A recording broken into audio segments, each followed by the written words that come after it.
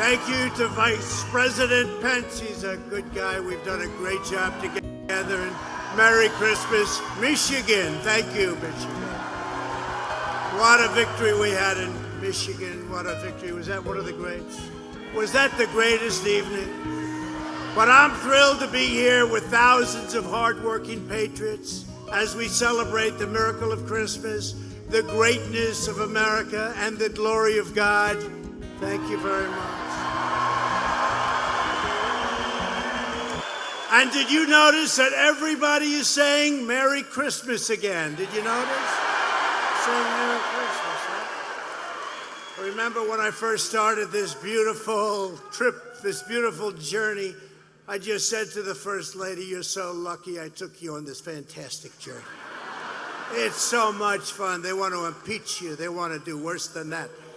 By the way, it doesn't really feel like we're being impeached. Do you? The country is doing better than ever before. We did nothing wrong. We did nothing wrong. And we have tremendous support in the Republican Party like we've never had before. Nobody's ever had this kind of support. But this sacred season, our country is thriving, and it's thriving truly like it has never happened before to the extent. What's happening now, and by the way, your state, because of us, not because of local government, but because of us, because of the job that we've done, because I understand she's not fixing those potholes. That's what the word is. It was all about roads, and they want to raise those gasoline taxes on you. We don't want to do that. But she's not fixing the potholes. But Michigan's had the best year it's ever had. Best year it's ever had. And that's because we have auto companies expanding and thriving, and they're coming in from Japan, and they're coming in from a lot of other places. Look what's happening. And you know, I don't know if you know this, but probably 10 years ago, I was honored. I was the Man of the Year by, I think, somebody, whoever. I was the Man of the Year in Michigan. Can you believe it? A long time. And that was long before I ever decided to do this. I was happy. I had a beautiful life. What the hell did I do this for? But look how we're doing. Do we love it? I love it. But anyway, I was the Man of the Year, and probably like close to 10 years ago, and I came to Michigan. He said, you're still the Man of the Year. Thank you. Who said that? Thank you. So I came in, and I remember the speech so well. I said, why are you allowing them to steal your car companies? Why are you allowing them to go to Mexico and to go from China, where they come in from China, they build them in China, they sell them into our country with no tax, and you lose your jobs, you lose your factories, the companies leave, and you get nothing. Why are they allowed? I asked that a long time ago, and we've stopped it. We've stopped it. You see that. And we just made the USMCA. We're getting rid of NAFTA, which I think is the worst trade deal ever. And it's very exciting. It's a great deal. It's a great deal. It's going to stop exactly what we were just talking about. It makes it very, very prohibitive. They can do it, but they got to pay a hell of a big price to do it. And history has proven that stops them. But we have a great USMCA that we negotiated with Mexico, with Canada. Now, from the standpoint of the farmers, you know what's going on. We had tremendous trade barriers in Canada. We had a tax on dairy products, 297% tariff. Nobody talked about it with Canada. And we had some really bad things with Mexico. We now have a wonderful deal. And if we didn't have a good deal, you know what I would have done? What? I would have put tariffs on both countries, and that would have been it. Right? And that would have been it. Unfortunately, the deal's been sitting with Nancy Pelosi for a long time. And what happened? And she had a lot of pressure, especially from manufacturing areas, farm areas, a lot of pressure to sign it. So here's what happens. So I get along with labor. You know, I had a lot of union labor. Vote for me. Tremendous amount of labor. In New York, where I come from, we have a lot of unions, and that's okay. That's fine. So we left a little stuff for the union because we figured to get it signed, we'll give a little bit, and we did it. And we have one great deal, and now you have the Democrats trying to take credit for this deal, and that's okay. Whatever it takes. For 7 months it sits. They don't do anything. We give, and by the way, I spoke to the unions the day before. I say, fellas, you got to get it done.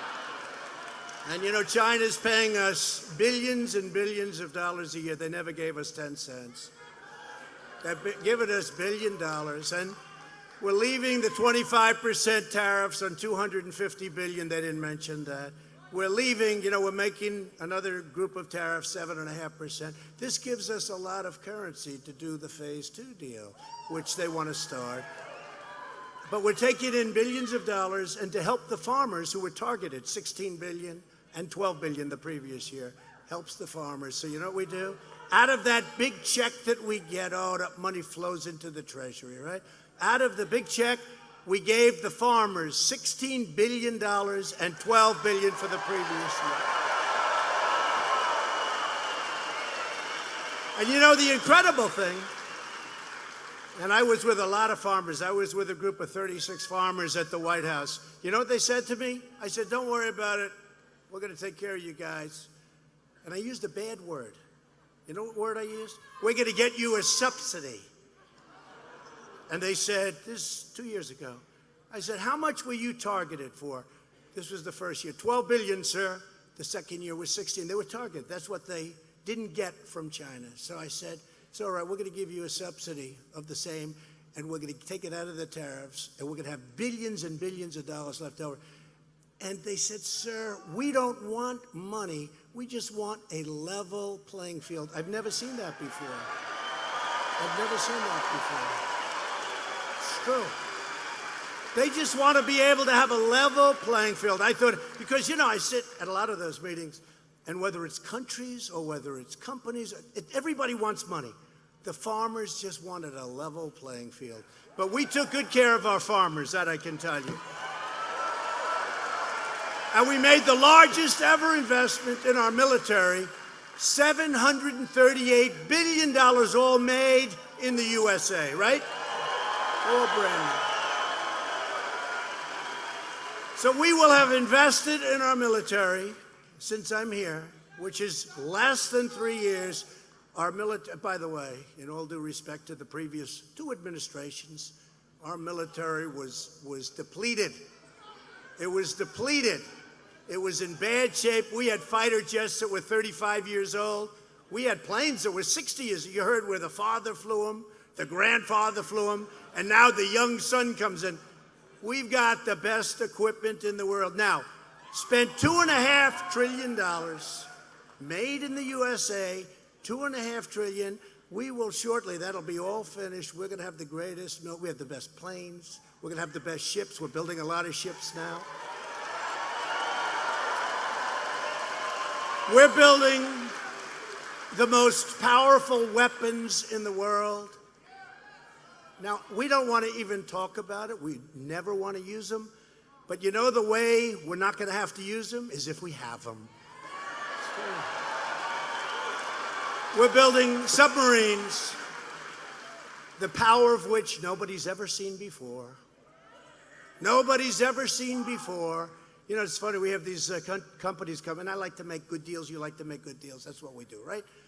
So these really countries that come in, prime ministers, presidents, sometimes dictators, those we can't deal with too much. Sir, we'd like to buy a nuclear submarine. I say, no thanks. I turn them all down. You have no idea how many people, but we're building some of they're the most powerful weapons ever made by man or womankind. I say mankind and womankind. See, in the old days, I would say mankind. Now I say mankind, womankind. This way I don't get in trouble with our friends. But we have the most powerful in the world, and what we're doing is incredible. What we're doing with missiles, with rockets, with everything. And you know what? Again, we don't want to ever have to use it, but we will never have anything like what's mostly been built. We have the F-35. It's stealth. It's stealth. And I was at one of the areas where they're displaying it, and I went up to the pilots, and honestly, they're better looking than Tom Cruise, okay? Good movie. Good guy, too, by the way. The face is equal, maybe slightly better. The body's bigger and stronger. They can definitely, he goes like me now. They can definitely fight. They're the real deal. These guys are so good looking. I said, you could be a movie star. Go to Hollywood. No, sir, I like doing what I'm doing. So I said to these guys, you got to see, just like central casting, I said, fellas, how good is this plane? They said, sir, it's great. Why? Because the enemy can't see it. That helps. Stealth. It's actually called super stealth. So I said, you mean they can't see, so you shoot at them, but they can't? He said, they have no idea where we are, sir. I said, that sounds good to me. Nobody does it. Nobody can do it. We have the whole thing, and we've ordered a lot of those planes. We've ordered a lot of great stuff. And I won't tell you the story, but very early on, I thought we were going to have a problem someplace. And one of the generals came up to me and said, sir, don't go. Don't do it. Why? We don't have the ammunition. And I said two things. I never want to hear a president, right? We never want to have a president hear that again, nor do we want a president to have to go through the crap that we're going through right now. Those two things. But, you know, another thing we did, which to me is such an incredible thing to have done, it's such an honor. So our last U.S. Armed Forces, the last branch was the Air Force, right? That was many, many decades ago. We are now building, and we have now gotten funding for the 6th branch of the United States Armed Forces, the Space Force. The Space Force.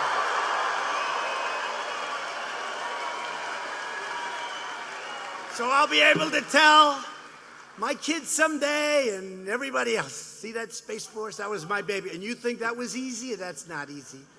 Because you have Democrats that do not like our military. They do not like our military. And we did something yesterday because for 3 years I would see people that run, incredible people, the heads of the historically black colleges and universities in the country. And every year they'd come in and they'd be looking for help. They needed help, and they do need help with it, and it's great.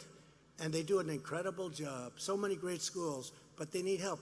And every year they'd have to come and come. I got to know them, actually. I said, the only bad thing is you won't see me too much anymore because we just provided record funding for our nation's historically black colleges and universities.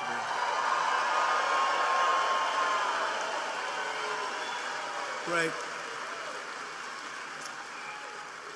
And it's long-term. They're not going to have to come. So I said, look, you know, we could do it. Will we do it every year? Or we'll do what we have. What do you want? They said, let us just have it.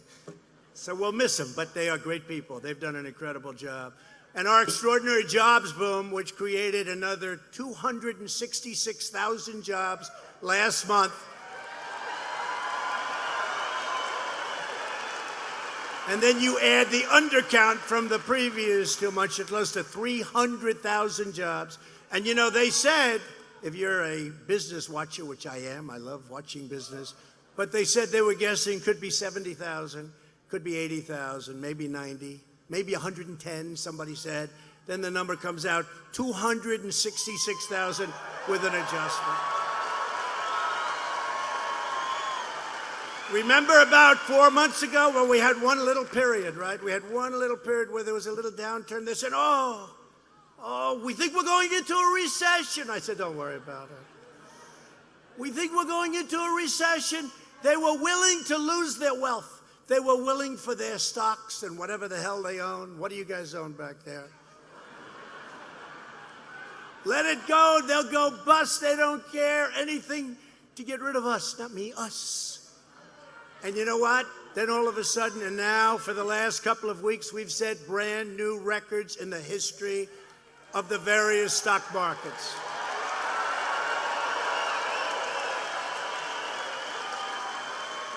So as of yesterday, we've had 133 record days in the stock market now, and that's in less than 3 years. So when I see that, I don't care, because I'm not allowed to have stock. I can't have stock.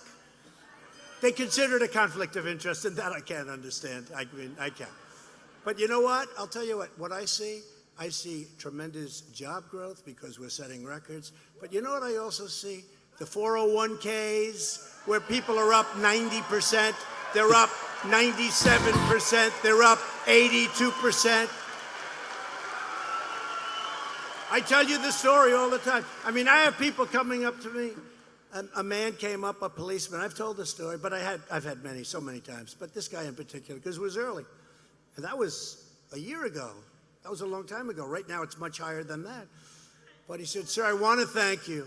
My wife thinks I'm a loser. All my life, we never did well with the 401ks, with stocks, everything I invested. I'm up 72%, sir. She thinks I'm a financial genius. She's so in love with me. She's so in love.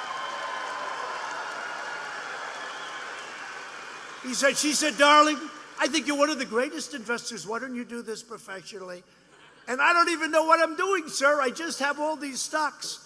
So I just want to tell you, I look at a 401k. Who has 401ks here, right?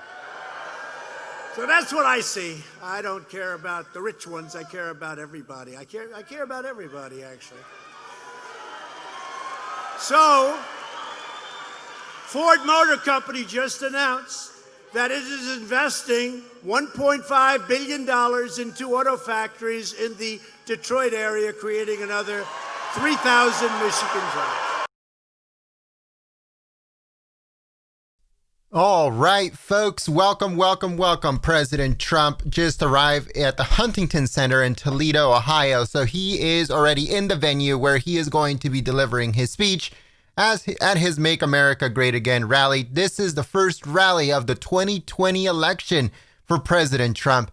All the previous rallies that he had been doing in Michigan and in other places, those were all Christmas rallies, thank you rallies, just talking to the American people type rally. But this is the first rally of 2020 and the first rally of his 2020 campaign.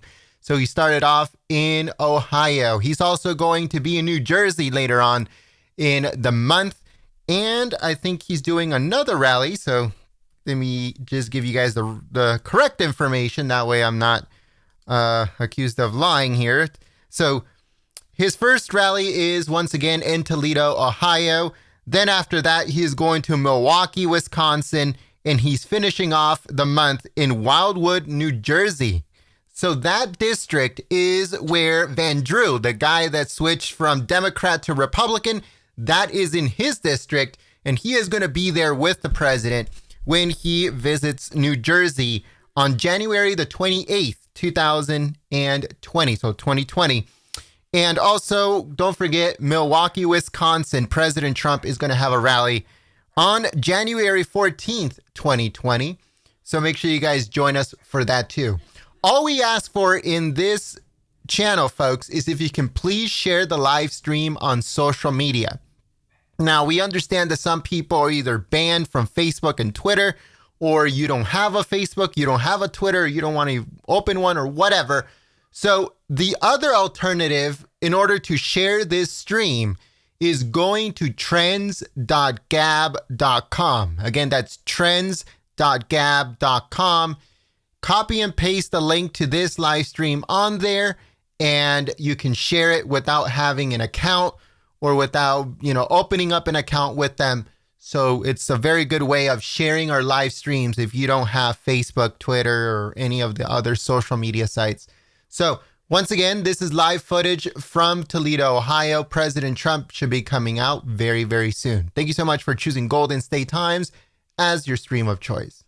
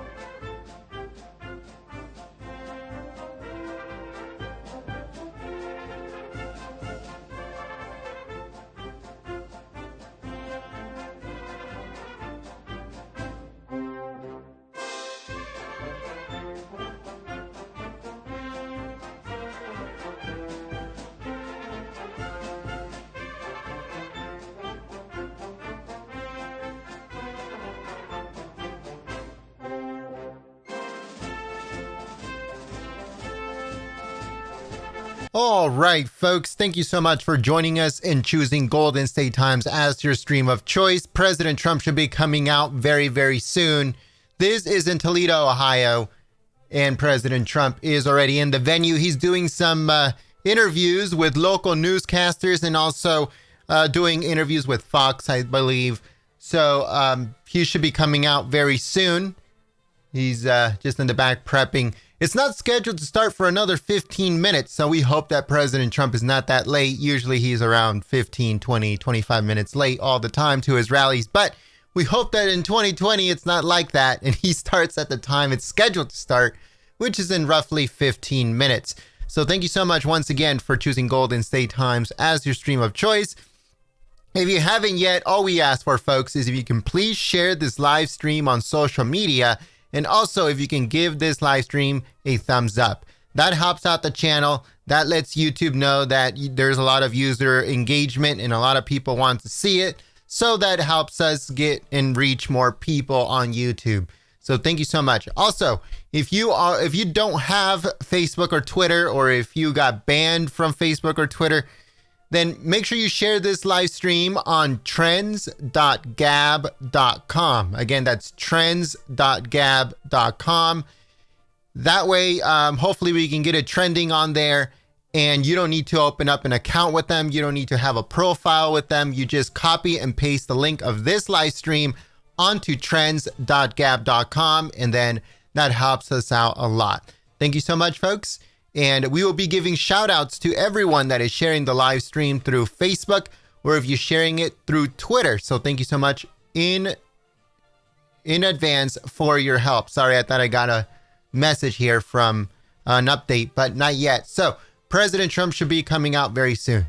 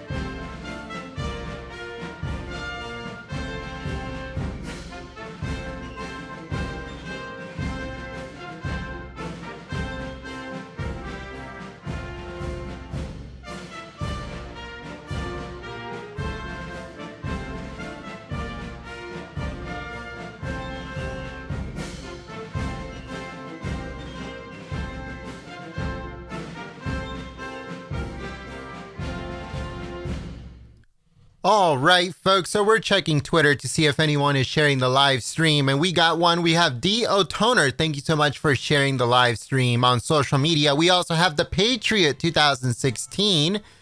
Thank you so much for sharing the live stream. We also have Christy Biscuits. Thank you so much for sharing the live stream on social media.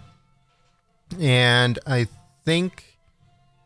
Oh, here we go. We have one more, I believe, here. We have Rexer P. Thank you so much for sharing the stream. We also have JQ Public. Thank you so much for sharing the stream. And we have Renee Smith. Thank you so much for sharing the stream. All right, folks. So if you share the live stream on social media, we'll give you guys a quick shout out as a thank you for your support. We have some more, folks. We have T. Wrangler and also Bobby Ayers. Thank you so much for sharing the live stream on social media. We have Bush Washington. Thank you so much for sharing the stream. And we also have XYZ. And we have Hope, Nana of 4. Thank you so much for sharing the stream on social media. We also have Rebuild the World, Conley, XYZ, and Raw T. Holly. Thank you so much for sharing the stream. I hope I said that right. I apologize if I did not. We also have... We have PF. Oh, this is really hard to say. I apologize. Luz, thank you so much, Luz Montero, for your support in sharing the live stream. Rick MC, Minnesota, I believe. Thank you so much for sharing the stream. Richie and Julie Doyle, thank you so much for sharing the stream. We also have Leo M and Joe T. It was a little bit difficult finding some of the patrons that are sharing the live stream, but we are trying our best. And make sure that everyone that supports us and shares the live stream gets a shout out, because you are the only ones that keep us alive. We've been scrubbed off of everything, all searches. So word of mouth and sharing the live stream helps this channel continue operation. Thank you so much to Taxi Mike and Dennis Croak. Thank you so much for sharing the stream. Citizen Indigenous, thank you so much for sharing the stream. Joe Tan, thank you so much for sharing the stream. Frozen Al Gore, thank you so much for sharing the stream. We also have AMQQ, thank you so much for sharing the stream. And Del Brett, thank you so much for sharing the stream. We also have Kennedy, I hope I said that right. Thank you so much for sharing the stream. Janice.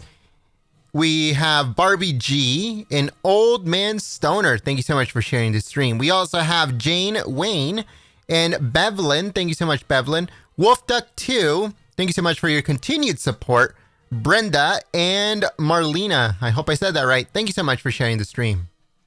All right, folks, right before the president comes out, we'll give more shout outs to everyone that is sharing the live stream. So if you haven't shared it yet, make sure you share it. If you don't have an account on social media, if you don't have a Facebook, if you don't have a Twitter, then make sure you share it on trends.gab.com.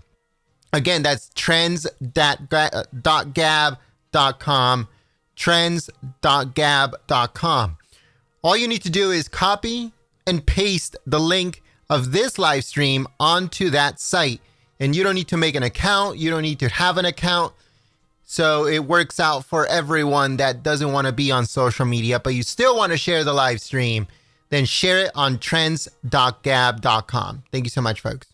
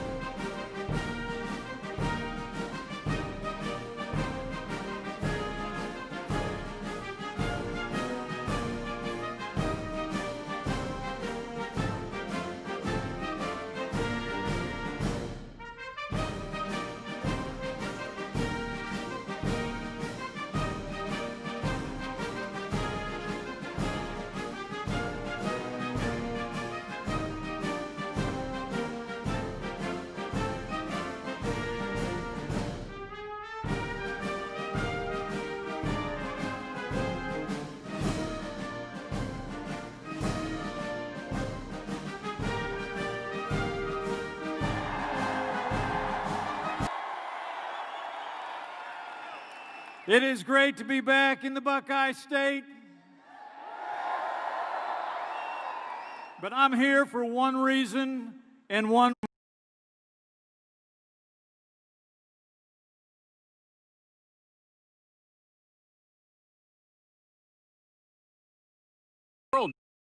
President Donald Trump in the White House.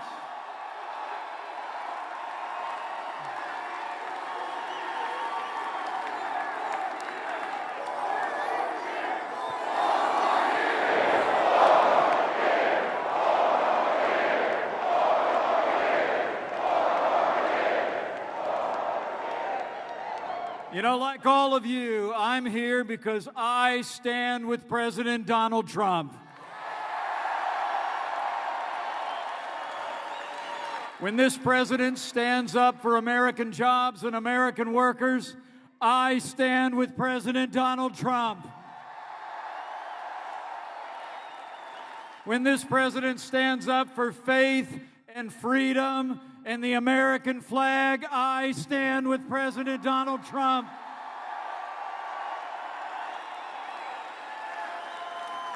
And when this president, as Commander-in-Chief, takes decisive action to defend American lives, we stand with President Donald Trump.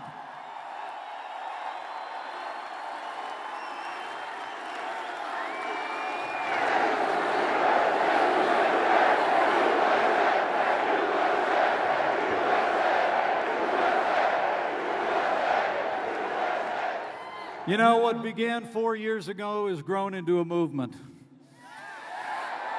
A movement of everyday Americans from every walk of life. Here in Ohio, you believed we could be strong again. You believed we could be prosperous again. Ohio said yes to President Donald Trump in 2016, and I know Ohio is going to say yes to 4 more years of President Donald Trump in 2020.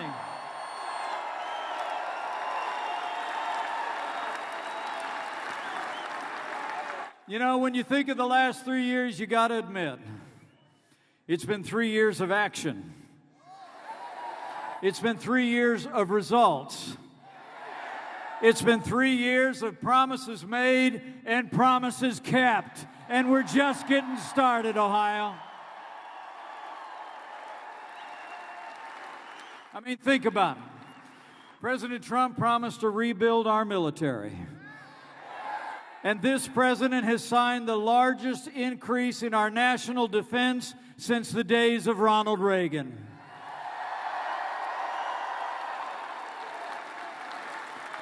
Under this Commander-in-Chief, we've made the strongest military in the history of the world stronger still.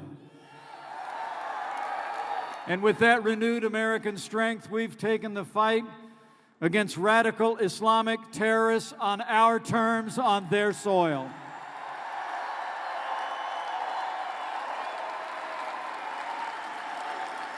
You know, where the last administration sent pallets of cash to terrorists in Iran, under this president, we got out of the Iran nuclear deal. And when one American life was lost at the hands of Iranian-backed militias just a few short weeks ago, President Trump launched the first air strikes against Iranian-backed militias in 10 years.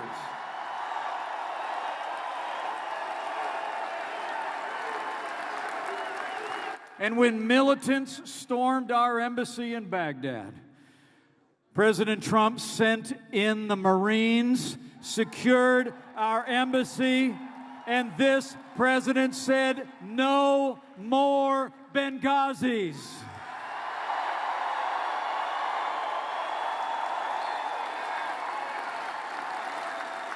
And when American lives were threatened by the most dangerous terrorist in the world, President Donald Trump took action, and Qasem Soleimani is gone.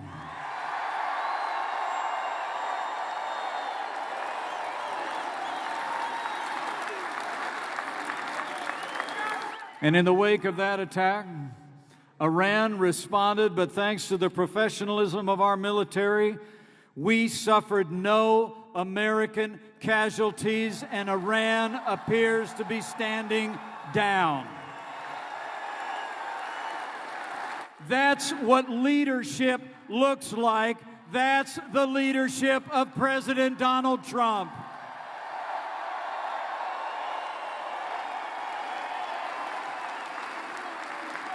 Now, the president said yesterday, in his words, the United States is always ready to embrace peace with all who seek it. But under this president, America will always seek peace through strength.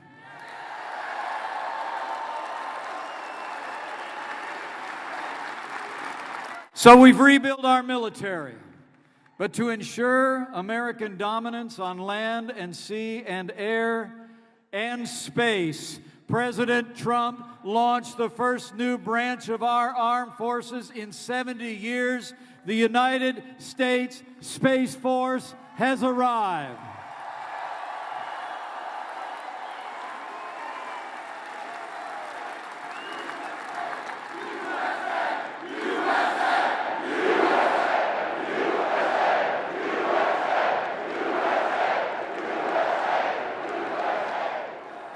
But this president also knows that national security starts with border security. And under his leadership, we've made historic investments in border security. Apprehensions on our southern border are down by 70%, and we've already started to build that wall.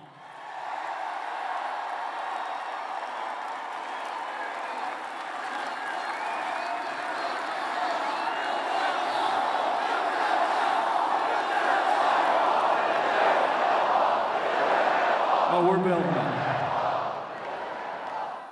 And this president and our administration has stood strong for the men and women who serve on the thin blue line. And on this National Law Enforcement Appreciation Day, let's say thank you to all who serve and protect.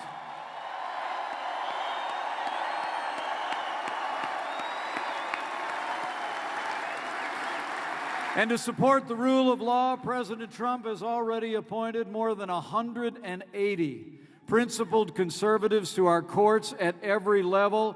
And I'm here to tell you, they're all men and women who will uphold all the God-given liberties enshrined in our Constitution, like the freedom of speech, the freedom of religion, and the Second Amendment right to keep and bear arms. It's true. And I couldn't be more proud to serve as vice president to the most pro-life president in American history.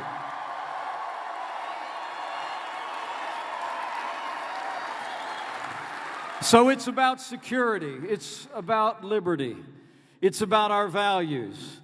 And under the leadership of President Donald Trump, it's about jobs, jobs, jobs.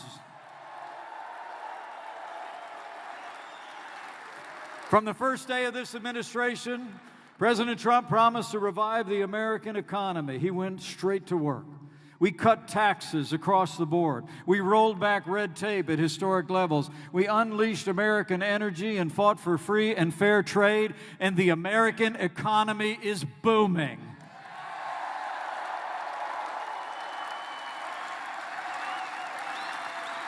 Since Election Day 2016, businesses large and small across this country have created more than 7 million good-paying jobs, including almost 95,000 jobs right here in the Buckeye State.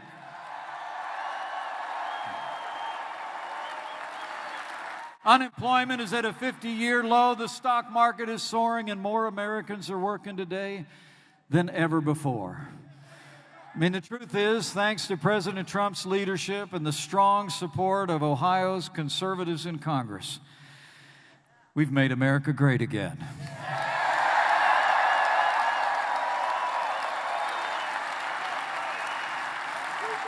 But to keep America great. We need you to decide right here and right now that Ohio is going to vote for 4 more years of President Donald Trump in the White House.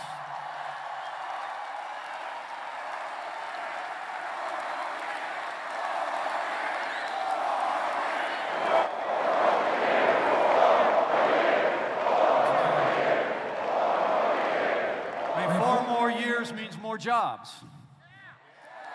4 more years means more judges. 4 more years means more support for our troops. And it's going to take at least 4 more years to drain that swamp.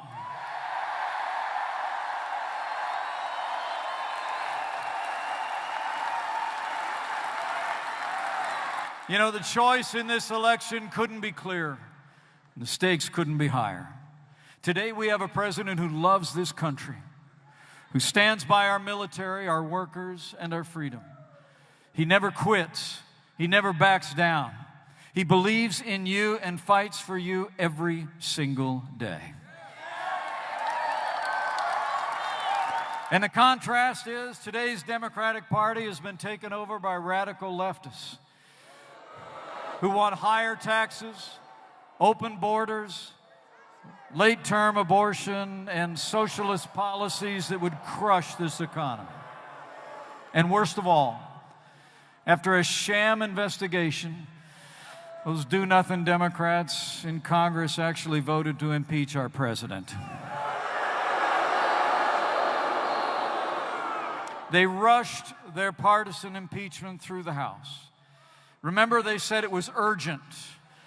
And now Nancy Pelosi's been sitting on those articles of impeachment for almost a month. It's a disgrace. You know, the truth is, Democrats are trying to run down this president because they know they can't run against this president.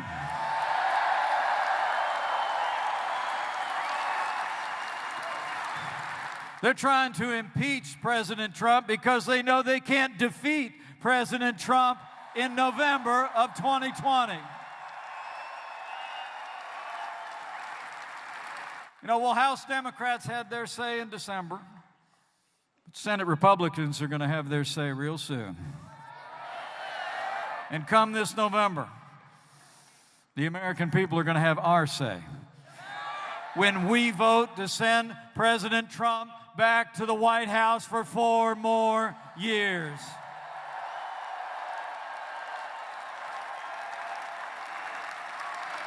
You know, but for all we've accomplished, despite 3 years of nonstop resistance, I can tell you firsthand, I'm with them just about every day. And I can tell you, men and women of Toledo, President Donald Trump has never stopped fighting for you.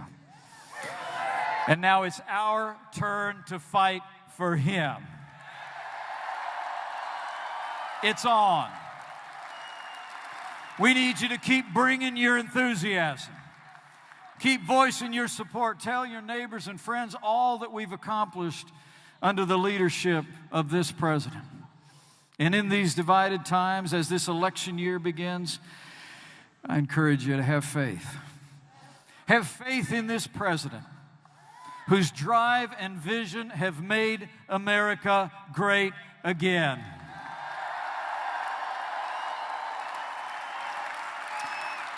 Have faith in our fellow Americans who know we can make America and Ohio greater than ever before. And lastly, as this election year begins, have that other kind of faith as well.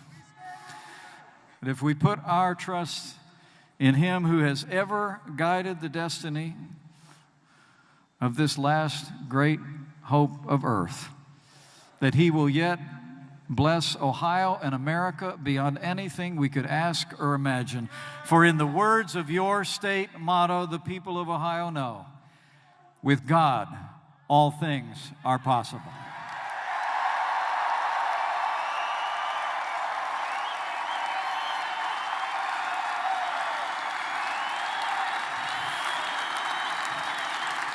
Ladies and gentlemen, I can tell you President Donald Trump is the real deal.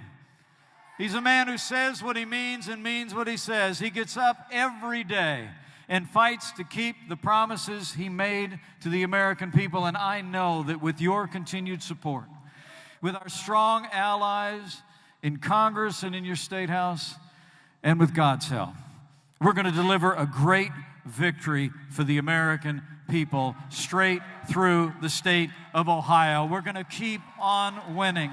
We're going to keep America safe. And we're going to keep America strong. And we're going to re-elect President Donald Trump for 4 more years and keep America great.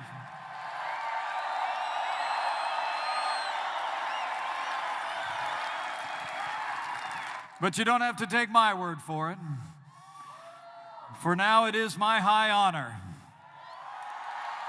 and distinct privilege to introduce to you my friend and the 45th President of the United States of America, President Donald Trump.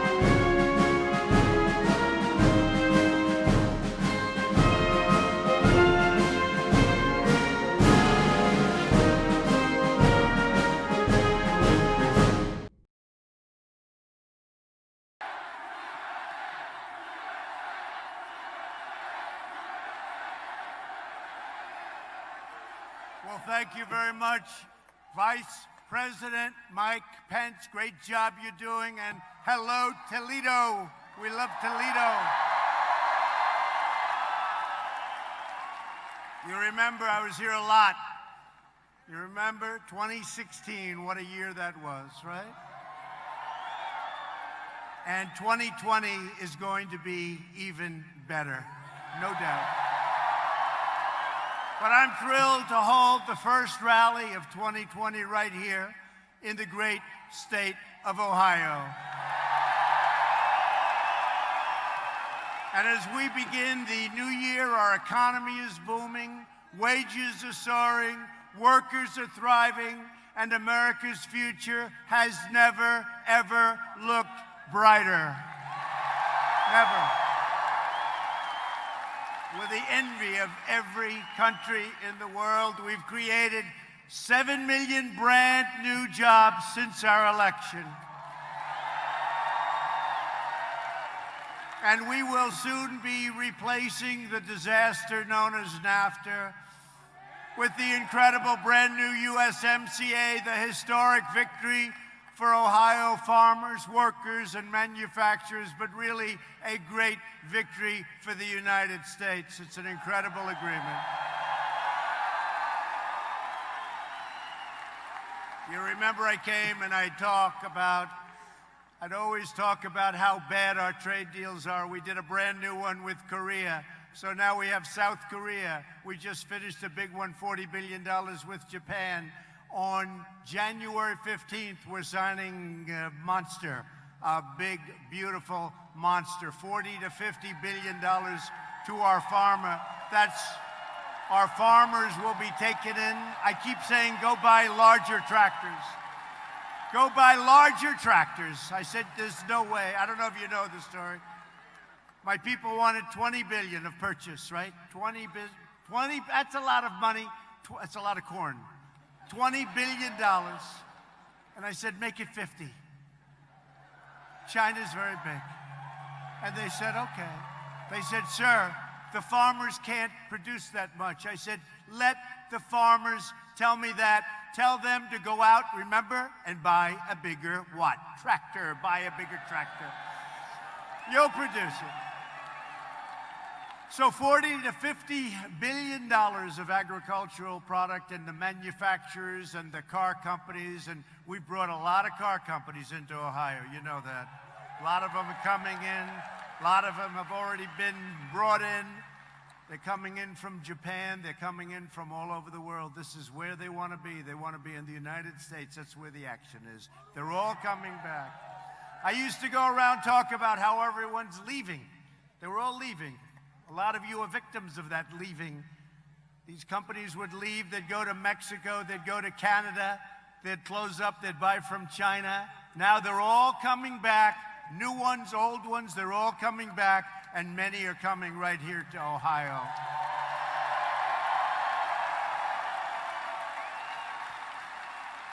And just in case you didn't know it, Ohio just had the best year economically in the history of your state. That's not bad.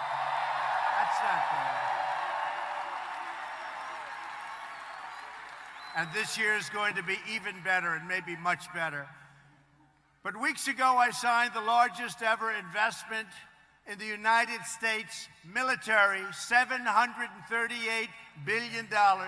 And we created the 6th branch of the United States Armed Forces, the Space Force, and everybody's excited about that.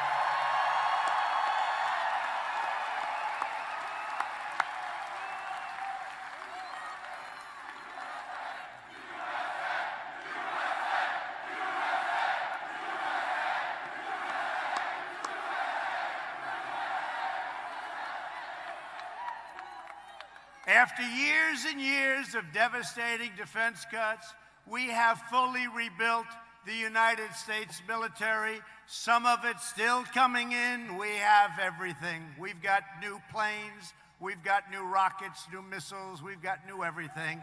And it's either here or coming in. $2.5 trillion in new investments. Our military is now stronger and more powerful than ever before. And if you remember, 3 years ago when I took over, we were depleted. Our military was totally depleted. And by the way, speaking of our military, have we taken care of our vets with choice? Choice. With choice. That was a big thing. You know, I used to go around and the VA was a terrible situation. People would wait weeks. He's right. He said, yes, it was. You don't hear too much about that anymore. Do you notice? Choice and accountability. You know what accountability is? For 44 years, they tried to get accountability. That's somebody bad, works for the VA, you couldn't fire them. You couldn't fire them. They could be sadistic. They could be thieves. They could be whatever they were. You couldn't get rid of them. We got accountability approved. And now we say, you're fired, get out. We get somebody that's good. 44 years. And maybe most importantly of all is choice. VA, Veterans Choice. So now you wait online, and a lot of times you'd be waiting online for 4, 5, 6 weeks. You couldn't see a doctor. Now if you have to wait, you go out to a private doctor, you get yourself taken care of, we pay the bill. What a difference it's made. What a difference it's made. You know, when I was a little bit newer to this game,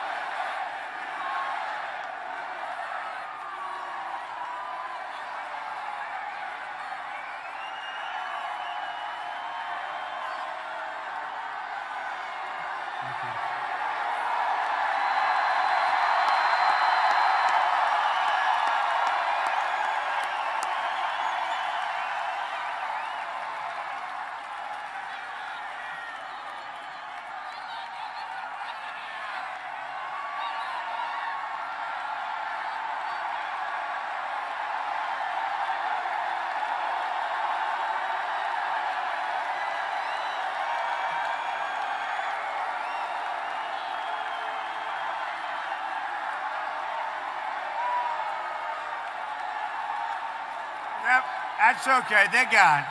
They're gone. They go home to mommy. Going home to mommy. They're going home to mommy. It's a beautiful sight. Thank you, security. Do we love law enforcement, by the way?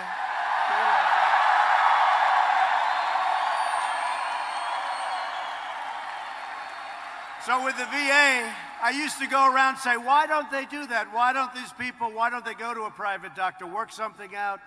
And I thought it was a brilliant plan. I said, I'm telling you, I am such a smart guy. I said, this is the most brilliant thing ever. And I went back to my people and I said, you know, I have an idea. A veteran's sick, they can't get the kind of service they need, or they need a certain kind of a doctor. I have an idea, such a great idea. You're gonna go out private, you're gonna pick up a doctor, you're gonna get yourself fixed up, we're gonna pay the bill, right? And you know what happened? And I said, how brilliant is that? They say, sir, we've been working on that for 48 years, but we've never been able to get it approved. So I was very, very disillusioned, but you know what I'm good at? Getting things approved, and we got it approved. So we signed that 11 months ago, and what a difference that's made in terms of your lines and in terms of people's health. People would wait online for weeks, and some people weren't very sick, and they'd end up being terminally ill. They couldn't get to see a doctor. Now they go out, they get a doctor, we take care of them. We take care of our vets.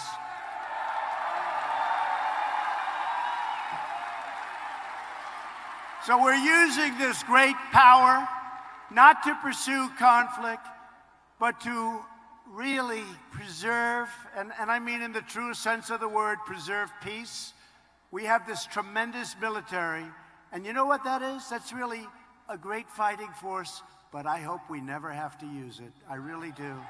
You saw an example. You saw an example of that a couple of days ago. So we seek friends, not enemies, but if you dare to threaten our citizens, you do so at your own grave peril.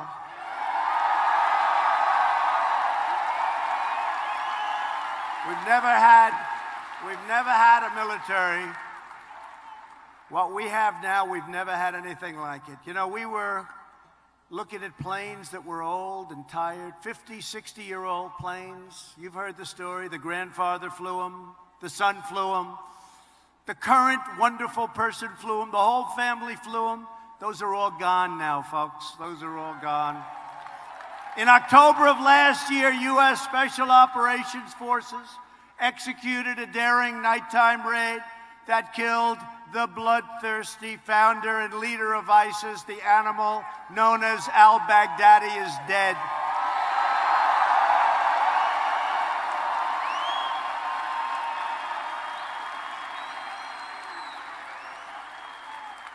And the entire ISIS caliphate is destroyed, and his terrorist empire, and he was indeed a monster, has been totally demolished. We killed thousands and thousands of ISIS warriors, fighters, and we have thousands of them right now locked up where they should be. Nobody has ever done what we've done in 3 years. And I'll say this, when we took it over, it was a mess. We did it in a short period of time, but when we took it over, it was not good. And last week, the United States once again took the bold and decisive action to save American lives and deliver American justice. And you know what I'm talking about.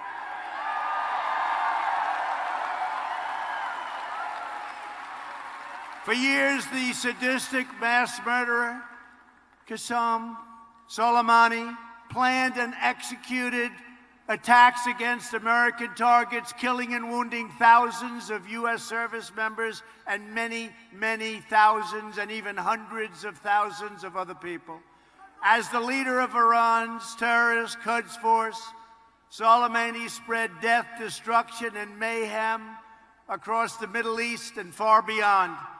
He ordered the violent assault on the American embassy in Baghdad, and you saw this was the anti-Benghazi. We got there very quickly. We got there very quickly. This is the exact opposite. We did it exactly the opposite of Benghazi, where they got there so late. All they saw when they got there days later were burning embers from days before. That's all they saw. We got there very early. We saw what was happening. I saw what was happening. I said, what's that all about? And that was going to be another Benghazi. Had they broken through the final panels of glass, they were breaking it. Had they gotten through, we would have had either hundreds of dead people or hundreds of hostages. That wasn't going to happen. And I called up our great generals. I said, get them over there now.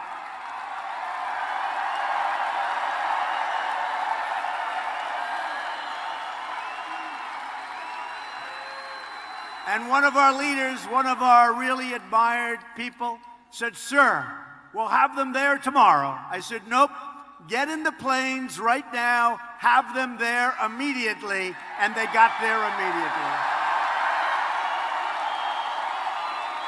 Fortunately. But he directed the recent rocket strikes that wounded 4 American service members, badly wounded, and killed an American citizen. That was just before we happened to hit him. Soleimani was actively planning new attacks, and he was looking very seriously at our embassies, and not just the embassy in Baghdad, but we stopped him, and we stopped him quickly, and we stopped him cold.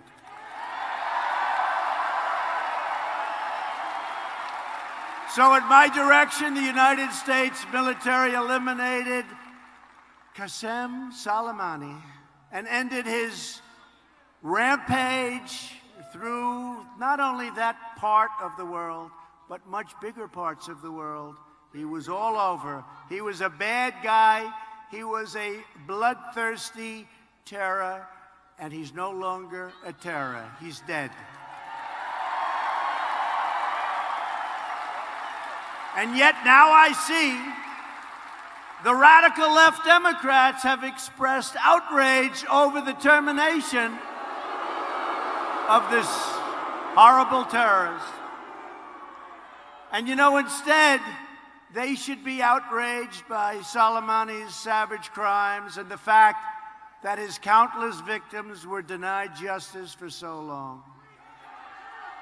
You know, he was the king of the roadside bomb. You know what the roadside bomb? And then they got bigger, and he'd send them over to Afghanistan and Iraq. And when you see our friends and our great wounded warriors and our great warriors, when you see them without their legs or without an arm and with so much damage, it's most likely that he caused that damage because that's what he liked. He loved planting the roadside bomb. So now he's gone, and that's a good thing. Bernie Sanders, crazy Bernie, has condemned the U.S. military strike on Soleimani, the world's top terrorist. Think of it, the world's top terrorist. And we're having people like Nancy Pelosi. That's a real genius.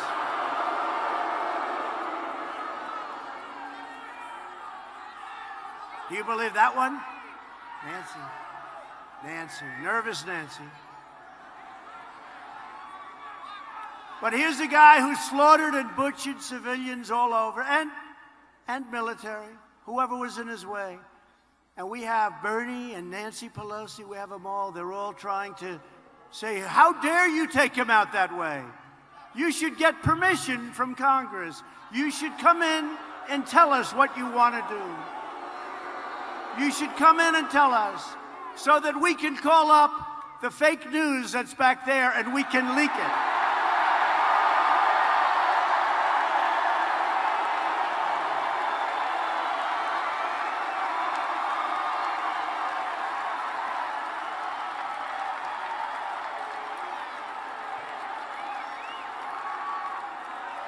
That's a lot of corruption back there, folks.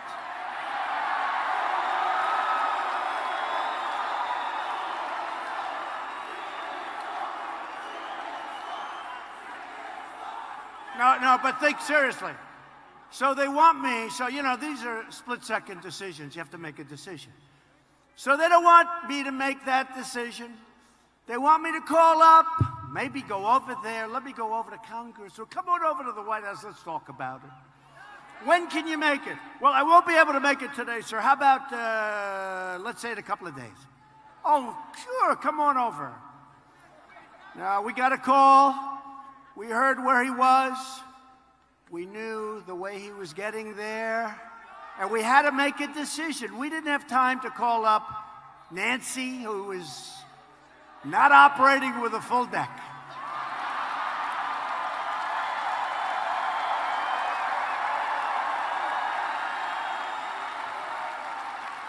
Now they want us to call, can you imagine calling crooked Adam Schiff? He's so crooked. He's so crooked. Shifty Schiff. Say, gee, Adam, how you doing? Listen, we have the world's #1 terrorist, killed thousands and thousands of people.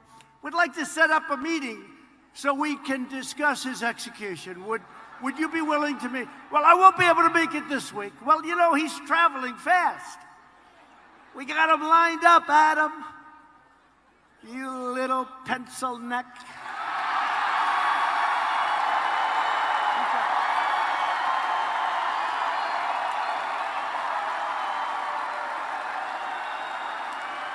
Okay. 9 inches. He buys the smallest shirt collar you can get, and it's loose. Now, come on, Adam. We got to meet faster, Adam. We got him lined up. We got to take this guy out. We're not going to have another shot at him maybe ever again. But I can't make it now because I'm trying to impeach Trump. I'm trying to impeach him. Even though he did nothing wrong. By the way, did you see I did nothing wrong? They don't even know what the hell is going on.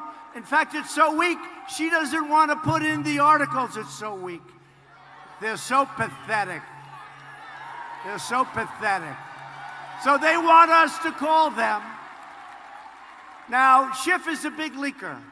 You know, he leaks to crazy CNN. See with the little red light on over?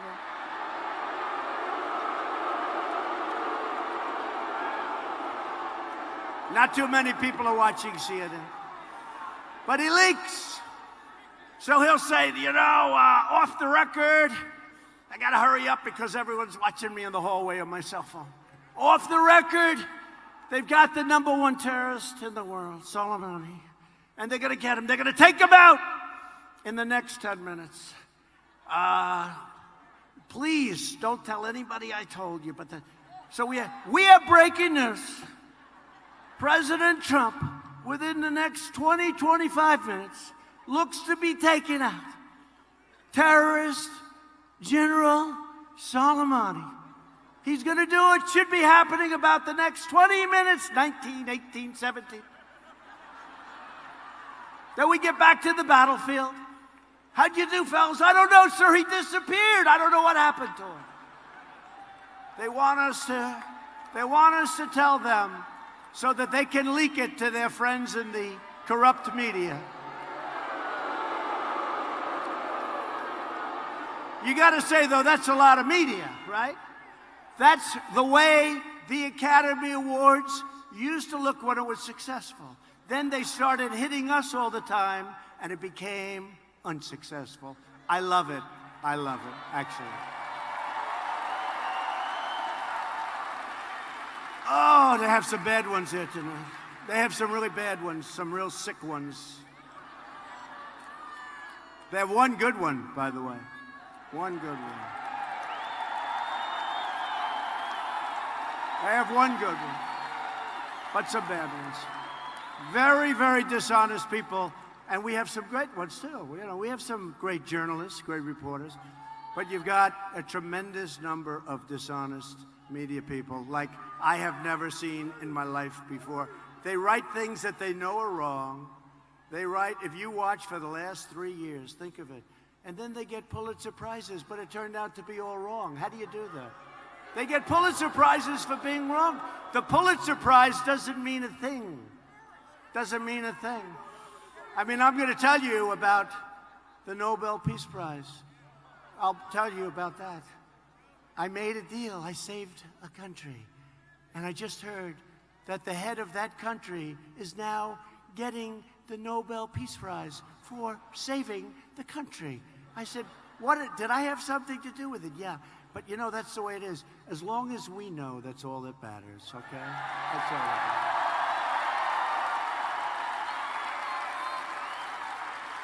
I saved a big war, saved a couple of them. But under my administration, we will never make excuses for America's enemies. We will never hesitate in defending American lives. And we will never stop working to defeat radical Islamic terrorism. Never. And nobody's done it like we've done it. And it's we. It's we. It's not me. It's we. It's a whole movement. There has, by the way, never been a movement like this. You know, outside, I don't know what this place holds, like 10, 11,000 people, right? Outside, you have thousands and thousands of people that want to get in. There's never been a movement like this. There's never been a movement like this. And I'll tell you, maybe I'm wrong, but this is bigger than it was in 2016 because in 2016, I said what we're going to do, but now I've completed more promises than I've made. I mean, I've actually completed more than I made. Right?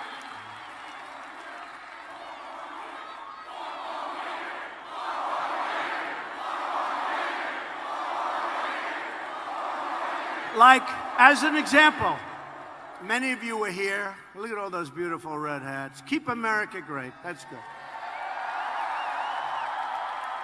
But I never talked about, did you ever hear me prior to the election talk about Space Force? Never talked about it. We did Space Force. But did we ever speak about it? No. There were many things that we've done that we never spoke about, right? Right to try. You know about right to try, right? They've been trying to get it for 44 years. Right to try. That's people that are very sick, terminally ill, and they can't get medicine that possibly works, and very well. We have the greatest labs, the greatest doctors in the world, greatest scientists in the world. We have the greatest medicines in the world. If they have something that they're pretty sure is going to work, but it's going to take another 6 years, I brought those times way back, by the way, way down. But they would travel to Asia, they would travel to Europe, they would travel all over the world to try and get a cure, because we wouldn't sell them the medicine. because we didn't want to take a chance on making the people sick. I said, wait a minute, they're going to die. They're going to die. Well, sir, we can't take the liability. I said, then we'll draw up a statement assessing all liability, taking all liability away from the country, away from the insurance companies, away from the healthcare companies, away from the doctors. And with the great help of a lot of incredible Republicans, and we had some Democrats help us, we passed right to try. And you have to see how this has worked. Many people are being saved. And you know, the drug companies didn't like it because they didn't want to take people that sick, because they didn't want it on their charts.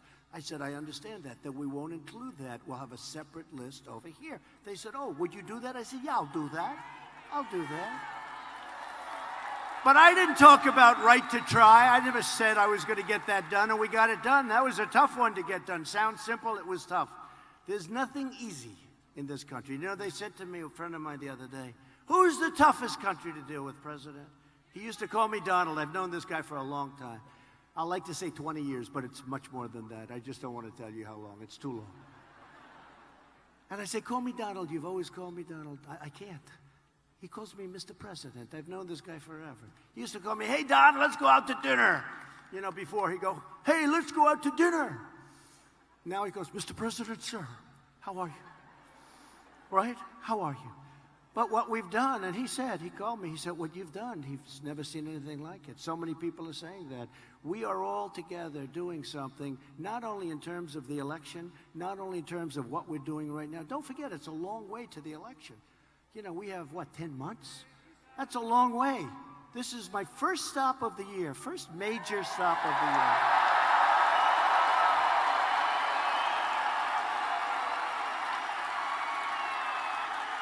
This is it.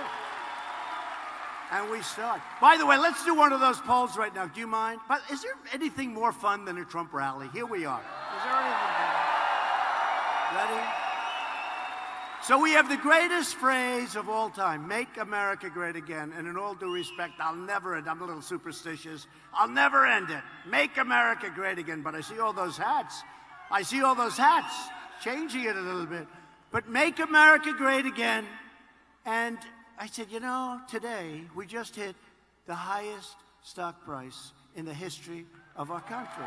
So your 401ks are at records. Your stocks are great. But what it really means to me is jobs, more importantly than anything else. We have the best jobs, the best everything, right? But we just hit, so I can't really say, make America great again. Our military is rebuilt, $2.5 trillion. Our military is rebuilt. We're doing great numbers. Economically, our country's the strongest it's ever been. You have factories moving back into Ohio. You never saw anything like it, right? You had your best year. So when I say make America great again, what that sort of means is like, we didn't get there, but we did get there. So now I have a new theme. It's called Keep America Great. Keep America Great. Right? Now, I'm a very loyal person, and I am concerned about changing the theme, because Make America Great Again, I think it was the greatest political campaign in history. I mean, crooked Hillary spent 3 or 4 times more money than us, right? So crooked Hillary, you should lock her up, I'll tell you. Crooked Hillary spent 3 or 4 times more. So I want to be a little bit, I have to say, that was a great campaign. And I don't want to change it.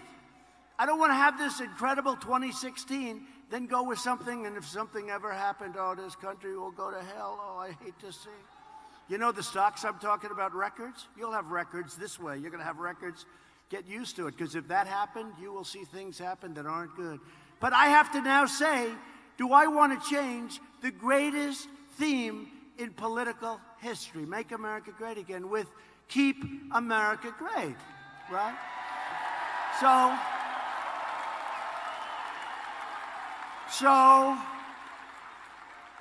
let's take a little applause, right? We'll go, Make America Great Again, you clap if you want that. Then we go, Keep America Great, you clap if you like that. Okay, you ready? First, Make America great again.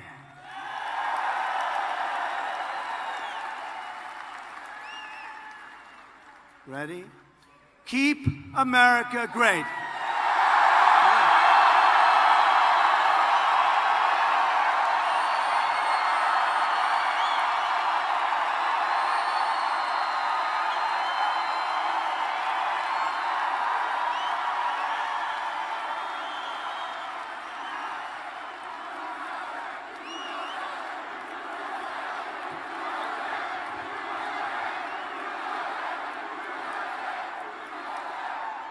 So you know that, I call that a free poll. That's better than a poll.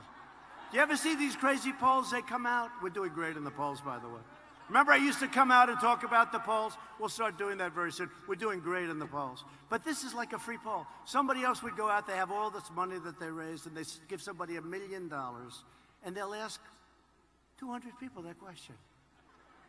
And then they'll say, well, make America great again is better. But I will tell you, I haven't heard one thing where that was true. With all of these, I would have said instinctively, make America great again could not be beaten. I've probably done this 10 times. I have never had it win. It's keep America great, and that's what we're doing. But we're going to use both. We're going to use both. Okay? We're going to use both. Because there's no way that I'm going to jettison make America great again, right? There's no way. We're going to use both, but this hat is a hot seller. We're selling that hat like nobody's ever sold a hat before, I will say. So it's great. Good. Keep America great. So we're going to use both, but keep America great. That's probably going to be the dominant theme. For 8 years, the Obama administration enabled and emboldened the Iranian regime. They gave Iran $150 billion, including $1.7 billion in hard, cold cash. Can you imagine? No, can you imagine? $1.7, $1.8 billion in cash. So the foolish Iran nuclear deal financed Iranian aggression while allowing a quick path to nuclear breakout. That's what it did. And by the way, it expires so soon. They can have nuclear weapons. They're not, as I said before, they will not have nuclear weapons. By subsidizing Iran's malign conduct, the last administration was leading the world down the path of war. We are restoring our world to the path of peace. Peace through strife. Peace through strife.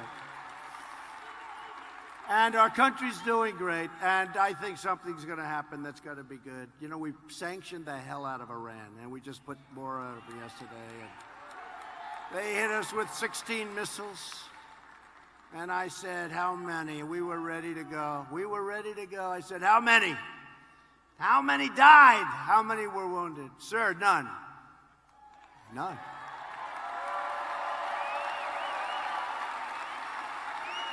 Pretty good warning system. None. How many were hurt? None, sir. So we didn't do anything. We were ready. We were ready. Not that I wanted to, but we were ready. You have no idea. A lot of people got very lucky. We're thrilled to be joined tonight by many great Republican leaders. A man who's helped me right from the beginning, a very special guy, Representative Bill Johnson. Bill, where's Bill? Thank you, Bill. Thank you, Bill. Great job. Great job. And his fellow friends, Jim Jordan, we would like to.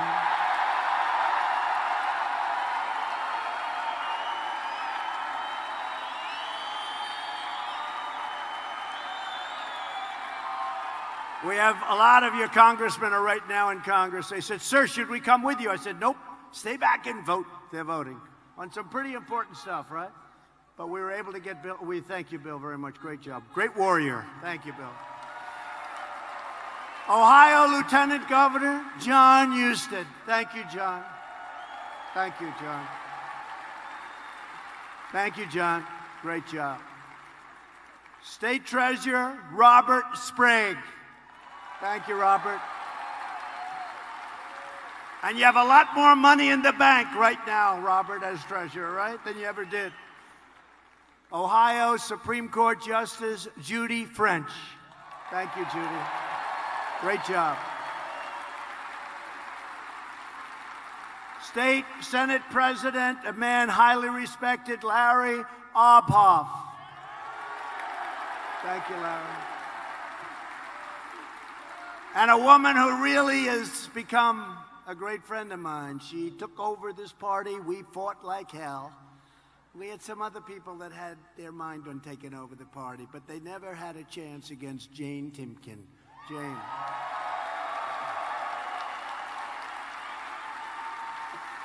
And the man who was in charge of my campaign in Ohio, I had a choice of 5 people. I said, I like this guy's name. I don't know why. His name is Bob Paduchek. Why do I like his name?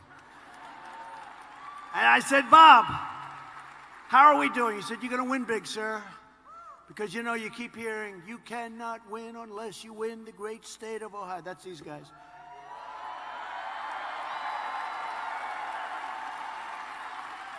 And once I was leading Ohio by a lot in the poll, they never said that anymore. It's terrible. They were saying it when they thought I wasn't going to win, but we were ahead right from the beginning. But Bob was incredible. He did a fantastic job. And Bob, I'd call him up. I'd say, Bob, we don't have the governor. We don't have the head of the Republican Party. You know, it's a minor problem. You're running as a Republican. And he punked out on us, right? This guy.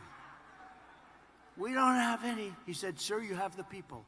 I said, well, what happens? Cool. He was cool. I said, so Bob, let me ask you just out of curiosity. I don't have these people. The leaders are not with us. Is that good or bad? He said, sir, it's great. You just went up 3 points. You believe this? By not having. And he said, don't worry, sir, you're going to win. And we won by a lot. And now I understand we're up by a lot more than we ever thought possible. But Bob was fantastic. Thank you, Bob.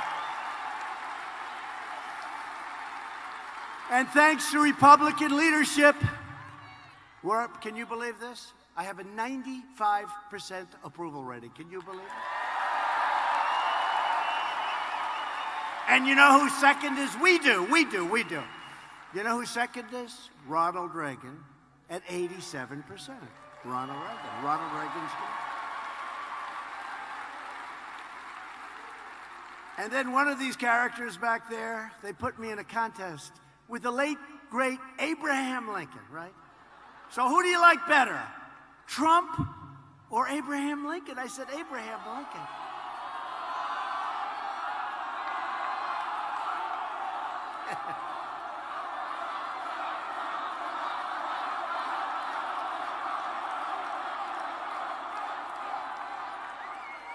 So I said, who do you like better? They say they did a poll on this.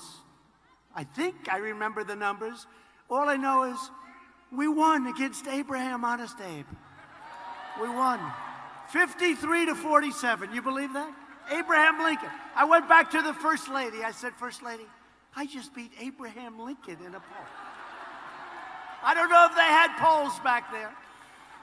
But Abraham Lincoln, I always say I can be more presidential than any candidate that ever ran, than any president, other than maybe Abraham Lincoln when he's wearing his hat. But I like Abe Lincoln, but we're doing well. We have a lot of support. You know why? Because our country is doing so well. Our country is doing so well. And when we went out, we started and we went right to the top of the polls. It wasn't like these folks today. They're 2%, 3%, but they're climbing. We went right to the top from day one. We never missed center stage in the debates. Remember those great debates? We actually got high ratings. They don't get very good ratings anymore. They're like, it's like death. Watching, I should watch. You know, I'm supposed to watch. It's like my job. Try and watch. Watch the competition. But it's like watching death. It's death. Those debates are boring. They're boring. You got to sit through those things for 2 or 3 hours. You got to really be committed to the country to do that. I mean, you have some real beauties. You see what Pocahontas is slipping badly?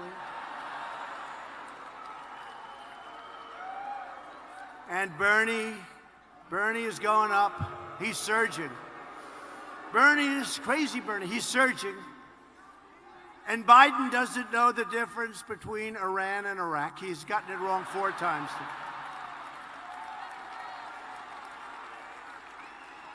He goes, when we took our shot at Iraq. No, no, no. They're all saying, no, no, they're screaming. It's Iran, Iran. What? And his son, right? Where's Hunter? Where is Hunter? No, I went to one of them. I said, we have to have Where's Hunter as a witness. They said, what do you mean, Where's Hunter? I said, that's his first name. I have now made his first name Where's. Where's Hunter? Here's a guy, made no money, got thrown out of the military forces, I think the Navy, got thrown out. Had no job, had no nothing. So he went from that to making millions of dollars a year as soon as Sleepy Joe became vice president, right? He made millions of dollars a year. Would anybody in this room do that for millions of dollars? I would. We all would. He made millions and millions of dollars a year. Ukraine took care of him. How about China? He walked out with $1.5 billion to manage, and he never did it before. He didn't know anything about oil and gas. He was making a fortune. So where's Hunter? Where the hell are you, Hunter? But I'll tell you, I sort of hope it's Joe, because he will hear Where's Hunter every single debate 9 times a debate. Where's Hunter? And then you have Buttigieg. Buttigieg. Buttigieg. I can't, nobody can pronounce, nobody has any idea how the hell to say his name. So what they do is they call him Mayor Pete, you know? You know, like, Mayor Pete. Here comes Mayor Pete. Doesn't do a very good job. Alfred E. Newman, you're right. Howdy doody, some people say. Howdy doody. Howdy doody. The problem is a lot of people don't remember Alfred E. Newman. Don't say that. You look much younger than that, I must say. So, you have Mayor Pete. I mean, give me a break. Can you believe Mayor Pete? This is going to be the President of the United States. This is going to be. How would he be against negotiating against President Xi of China? And we just made one hell of a deal. Oh, you're going to see the numbers very soon, you know? One hell of a deal. They didn't like those tariffs. Thanks to Republican leadership, America is winning again, and America, most importantly, is respected again. Respected like never before.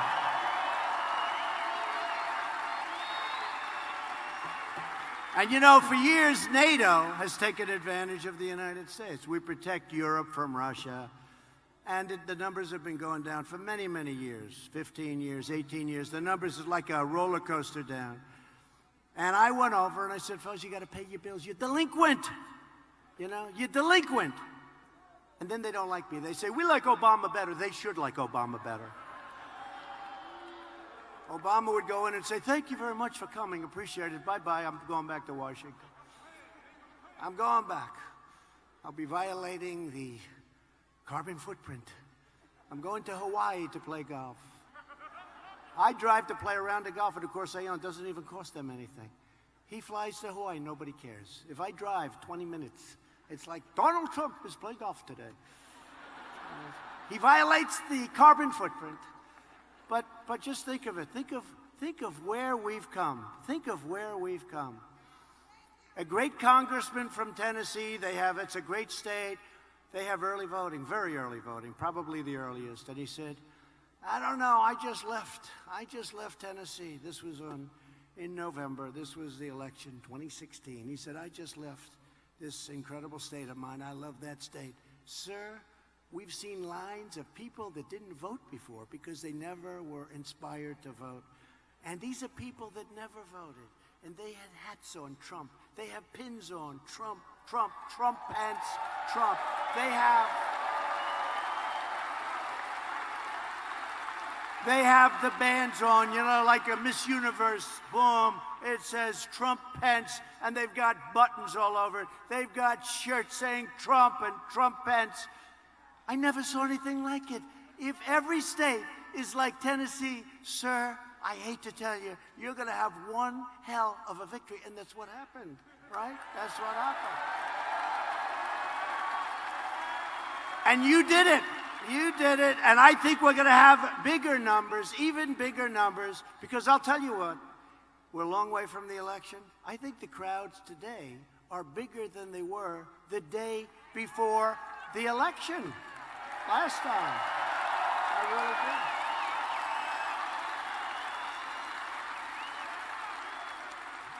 do. You know, Elizabeth Warren, sadly referred to, she of great Indian heritage.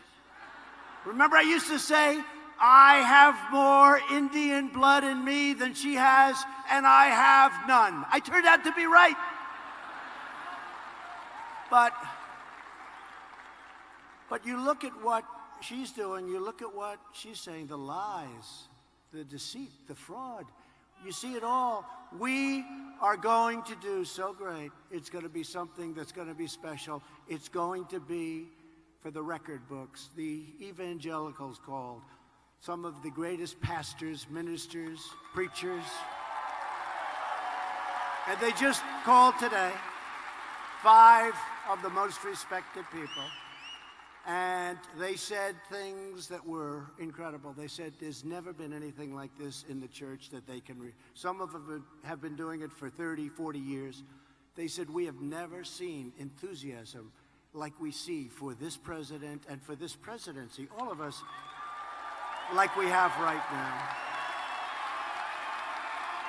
And the great Franklin Graham, Billy Graham's son, Franklin Graham, a fantastic man, he said 2 weeks ago, my father, Billy Graham, voted for Donald Trump. Nobody ever, he never said that before. Billy Graham wasn't somebody that would vote and say he voted. Franklin Graham said, Billy Graham may be the greatest of all, maybe the greatest of all time.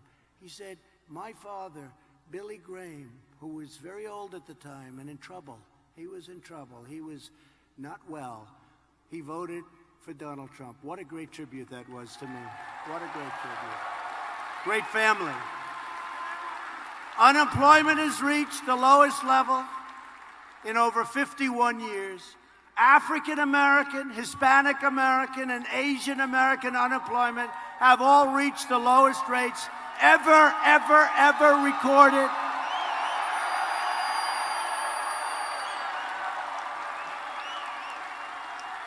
Wages are rising fast. They're going up very fast.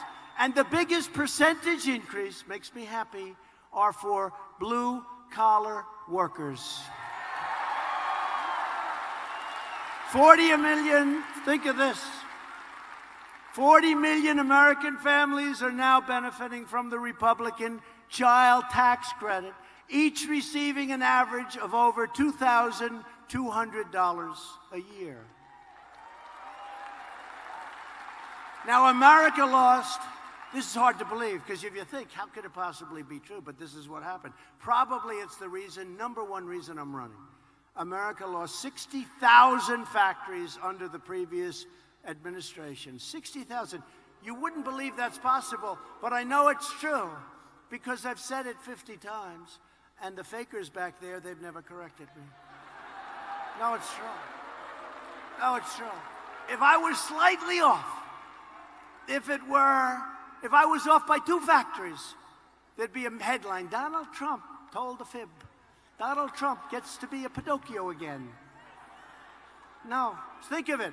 60,000 factories, plants and factories closed.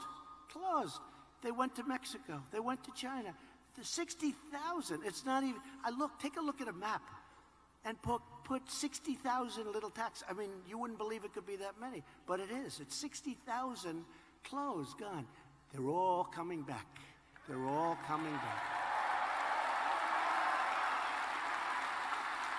And right now, just in a very short period of time, We've added 12,000 brand new factories, and many more are coming in. And one of the reasons they're coming in is we've eliminated a record number of job-killing regulations, saving the average American household $3,000 a year.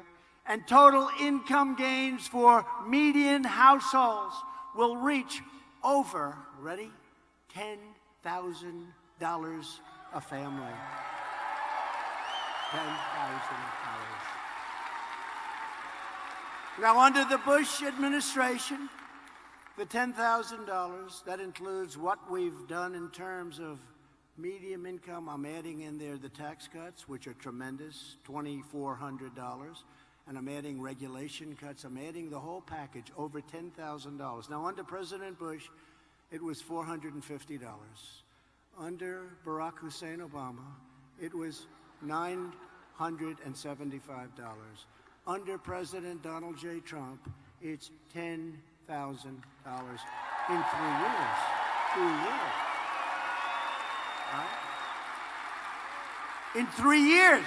Don't forget, President Bush, 8 years, $450. President Obama, 8 years, $975.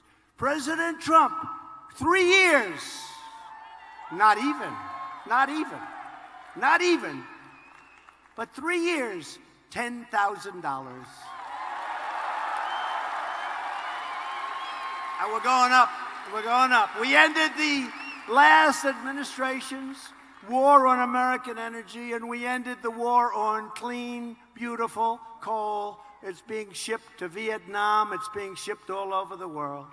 While every Democrat running for president wants to shut down our coal mines, we are putting our miners back to work. Dig we must.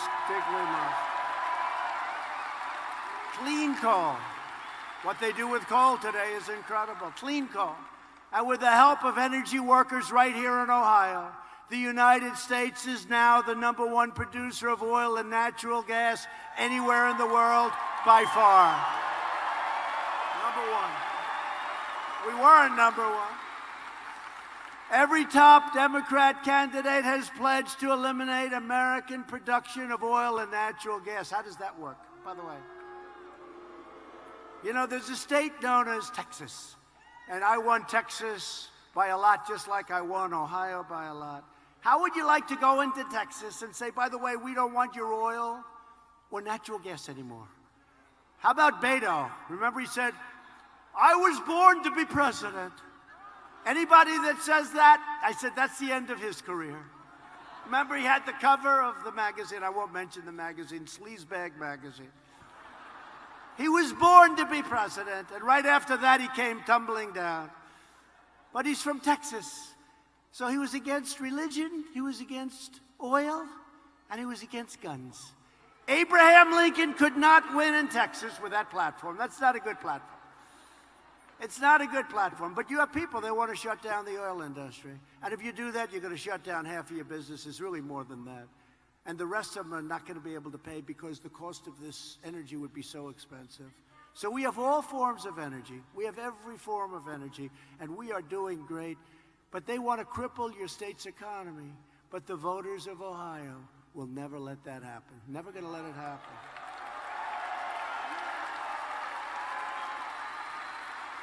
And our air and our water right now is cleaner than it's been in 40 years. And sadly, I can't say historic because, you know, a couple of 100 years ago, there was nobody here, right? So I assume that 200-300 years ago was cleaner, probably. You never know.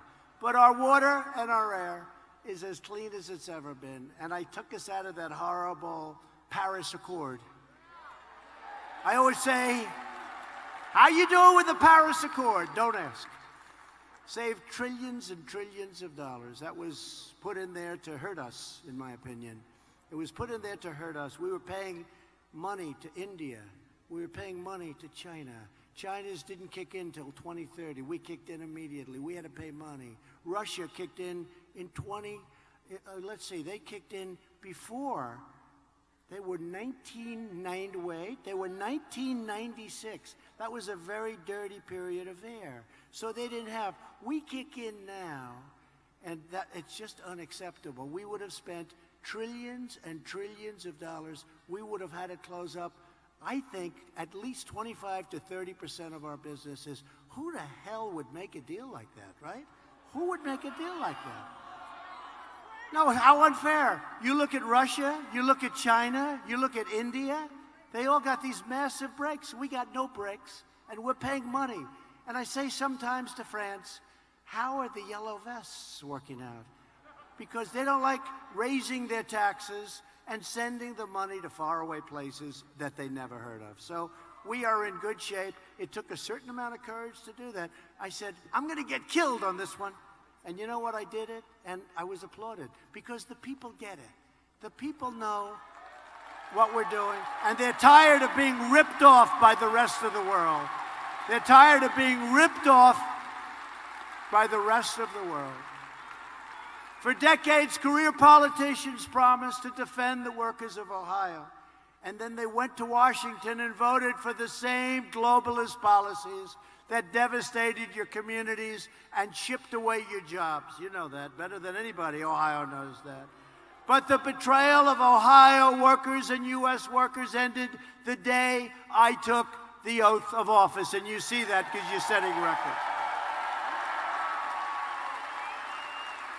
I immediately canceled the Obama administration's job-killing catastrophe, which would have dealt a death blow to the United States auto industry, the Trans-Pacific Partnership. It was a disaster. That was going to be worse than NAFTA. NAFTA, I always say the worst deal. I think that would have been worse. It would have taken the car industry, it would have taken many of your industries. That was a setup for the United States to get fleeced. The USMCA will save the American auto industry and create over 100,000 new auto jobs, and our factories will not be closing and moving to other faraway lands. We'll keep them right here if that's okay.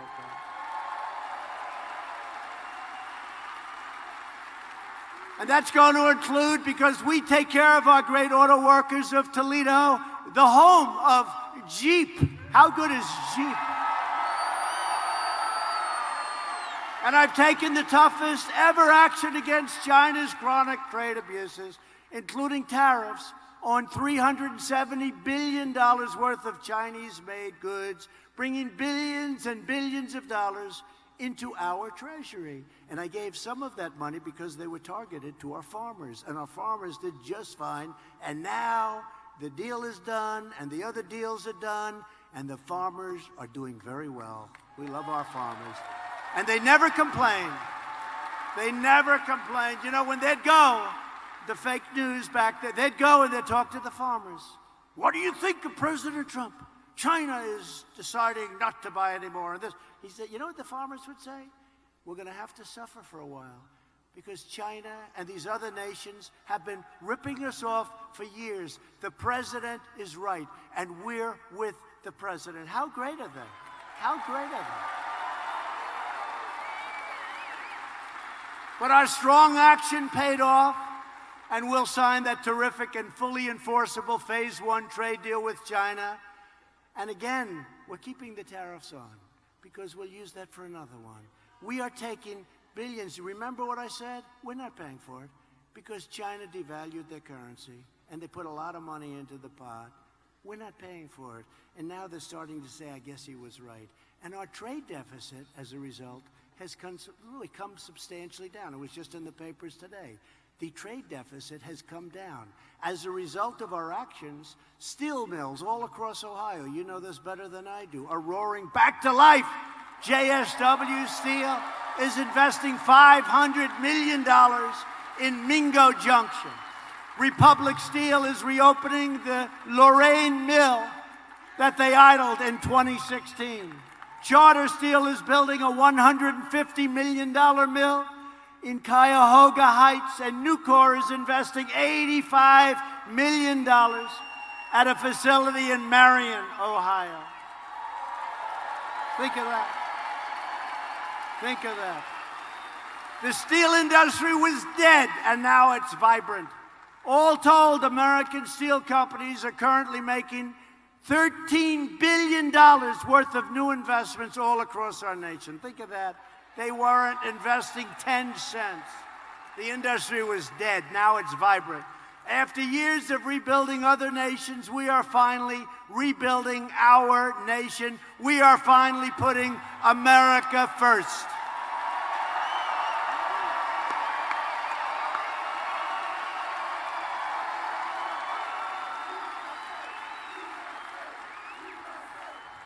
But while we are creating jobs and killing terrorists, the Washington Democrats are wasting America's time with demented hoaxes and crazy witch hunts. Think of it. From the day I came down that escalator, it started. Who the hell else could have taken this stuff, right? Do I get some credit for that?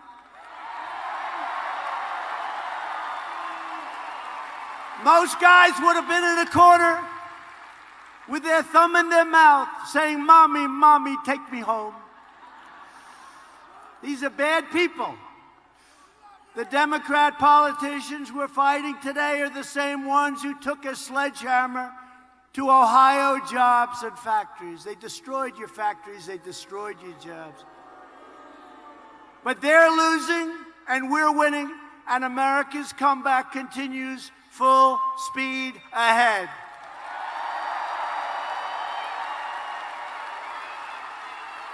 On no issue have Democrat politicians more thoroughly betrayed the American people than the issue of illegal immigration.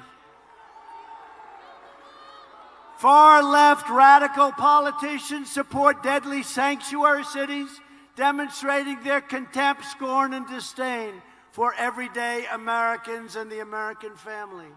These jurisdictions release dangerous, violent criminal aliens out of their jails and directly onto your streets, where they are free to rob, attack, and kill American citizens. But we stop it.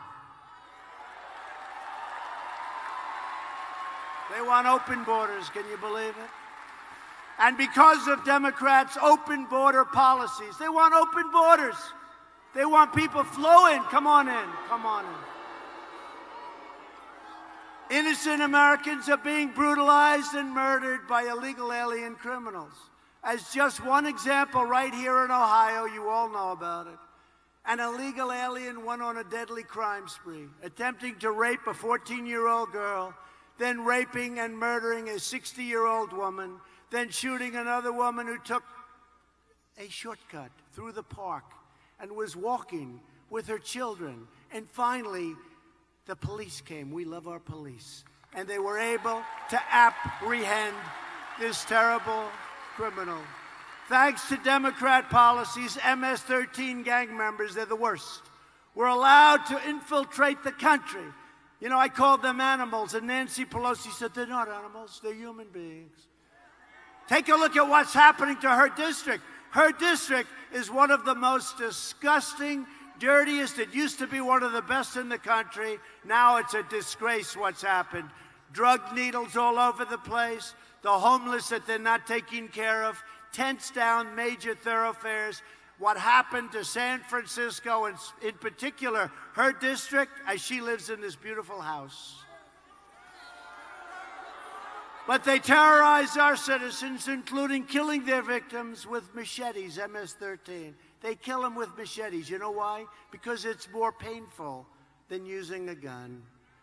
Federal authorities recently discovered and rounded up more than 20 vile MS-13 gang members in central Ohio, and they will be sent to jail, or frankly, if they hold them, I don't know that they hold them, they're going to be sent the hell back home. Last year alone, ICE officers, who, by the way, are heroes. These are brave people. I don't want to do it. You don't want to do it. Let's see, you could do it. You could do it over there. You could do it. Most of you want to. I mean, I've seen it. They have these people there like killers, and our guys are here, and they run. They call them nests. You have nests. And they run and they're swinging and punch. I say, what the hell kind of a job is that? That's what they do. They're tough people. They're great patriots. Who the hell wants to do it? They're incredible. Ice. And they get scorned. And we take out thousands and thousands of MS-13 members every single year. They throw them into the back of a van, and we get them the hell out of our country. But ICE officers worked with Ohio police to remove 1,200 dangerous criminal aliens from your street. And, you know, all your streets. You see the difference now between what it is now? Do we have a problem over there? Go ahead. Take your time. Take your time. Good. Thank you. Great job. Thank you. Don't forget, these people here, unlike you up there, these people have been waiting for 3 days, so they're going to be, I don't know. You know what? If I had to wait 3 days, I think I like your seat better. Okay? I like your seat better. But Democrats stand for crime, corruption, and chaos. Republicans stand for law, order, and justice. That's really the way it is. We side with law enforcement, with law-abiding Americans, not law-breaking criminal aliens.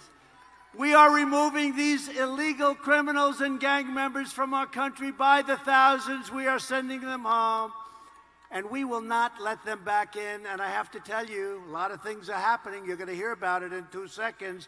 Thanks to our tireless efforts to secure the border, illegal crossings are down 75% since May. We have ended catch and release.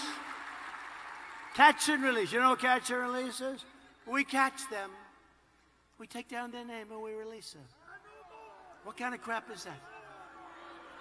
These are the policies that we inherited. You catch somebody, you take their name, say, please come back in 3 years, right? And we release them into our country. And if you don't do that, everybody gets sued. Can you believe this? We have ended catch and release. The other one, beauty. How about the lottery? It's called Visa Lottery. How about this? They put their hand. These people are going to America. Boom.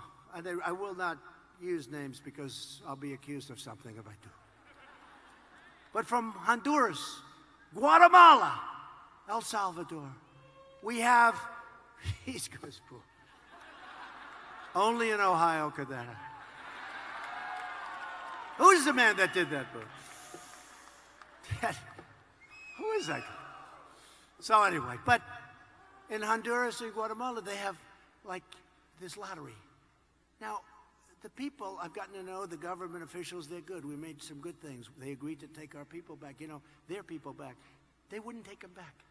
They'd send them here, they'd go into our country, we'd bring them back under past administrations, and then after that, they'd say, we're not taking them back.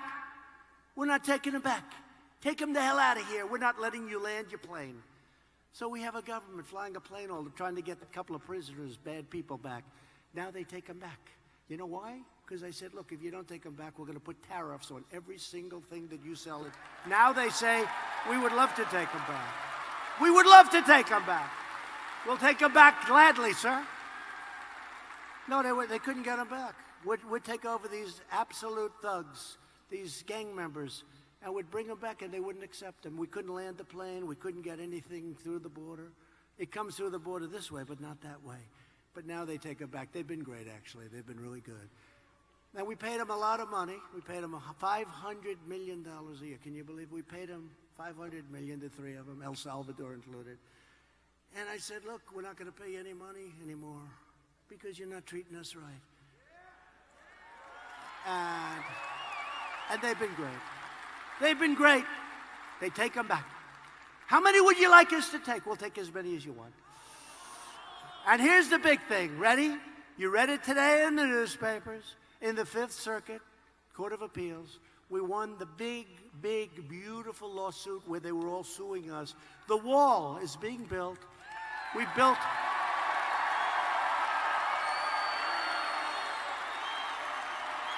We've built already a tremendous amount, but we're releasing $4 billion of military construction funds to build the biggest section of the wall.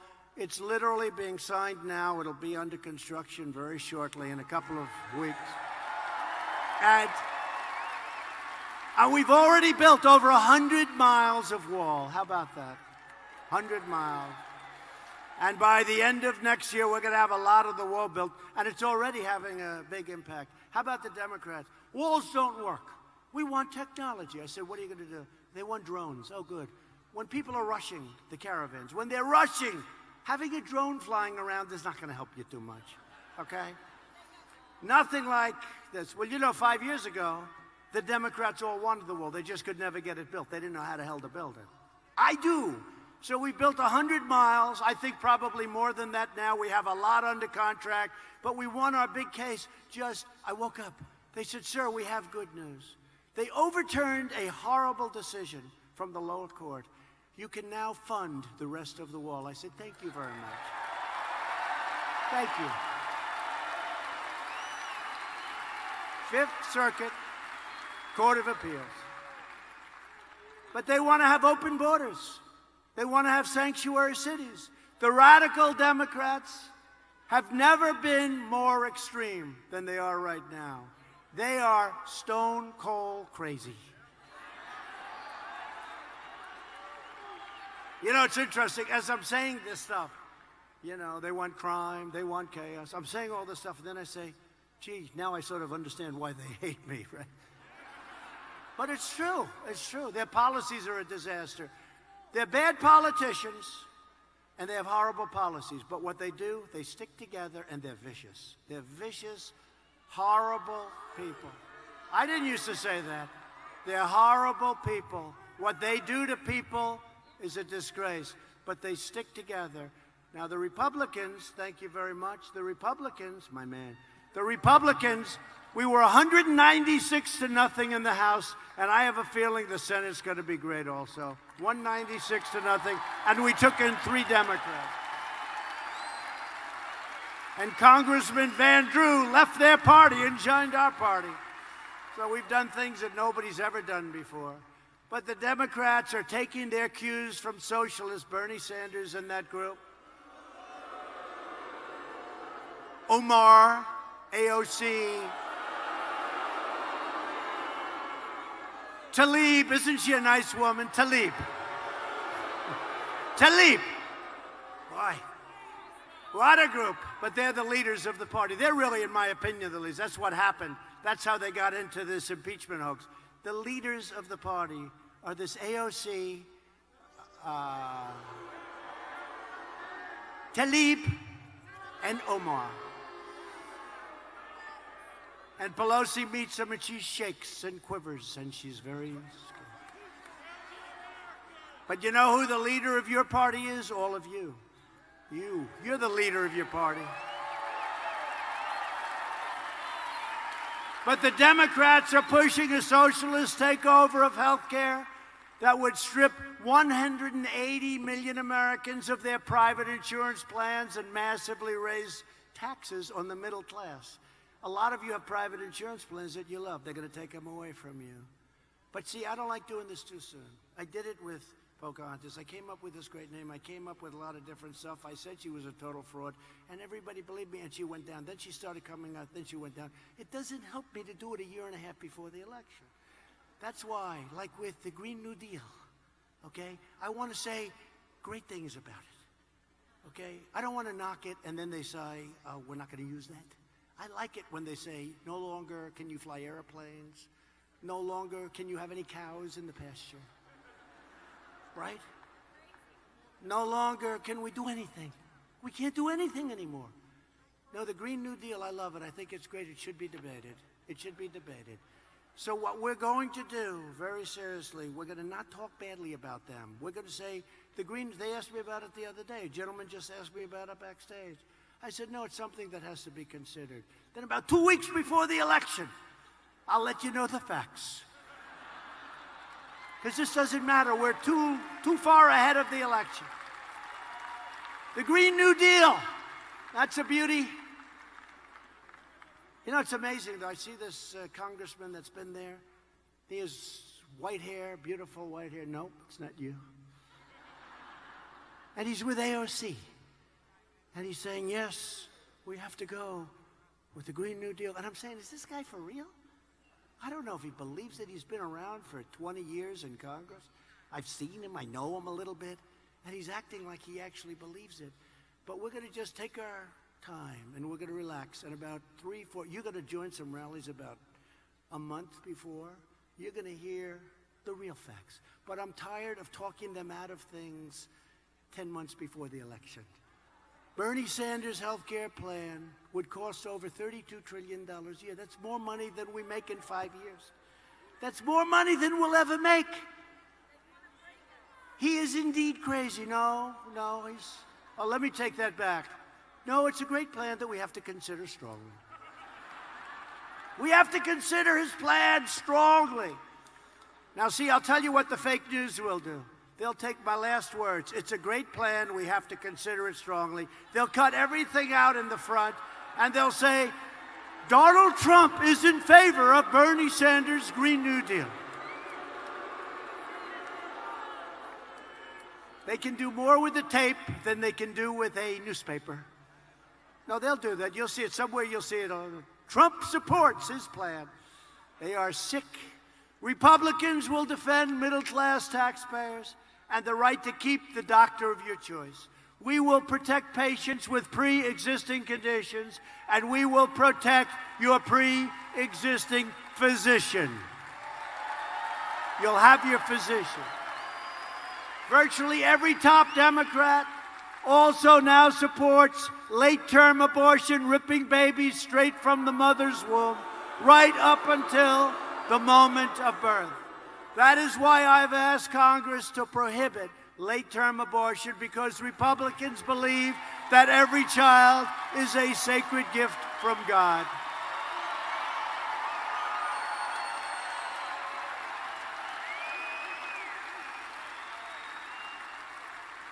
Radical Democrats are now the party of high taxes, high crime, open borders, late-term abortion, socialism, and blatant corruption.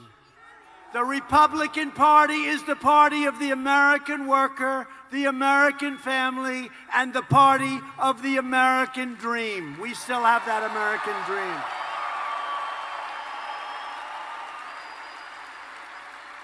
As of today, we've appointed 187 federal judges to interpret the Constitution as written. Think of that. And 2 great Supreme Court judges. Think of that, 187 federal and Court of Appeals judges.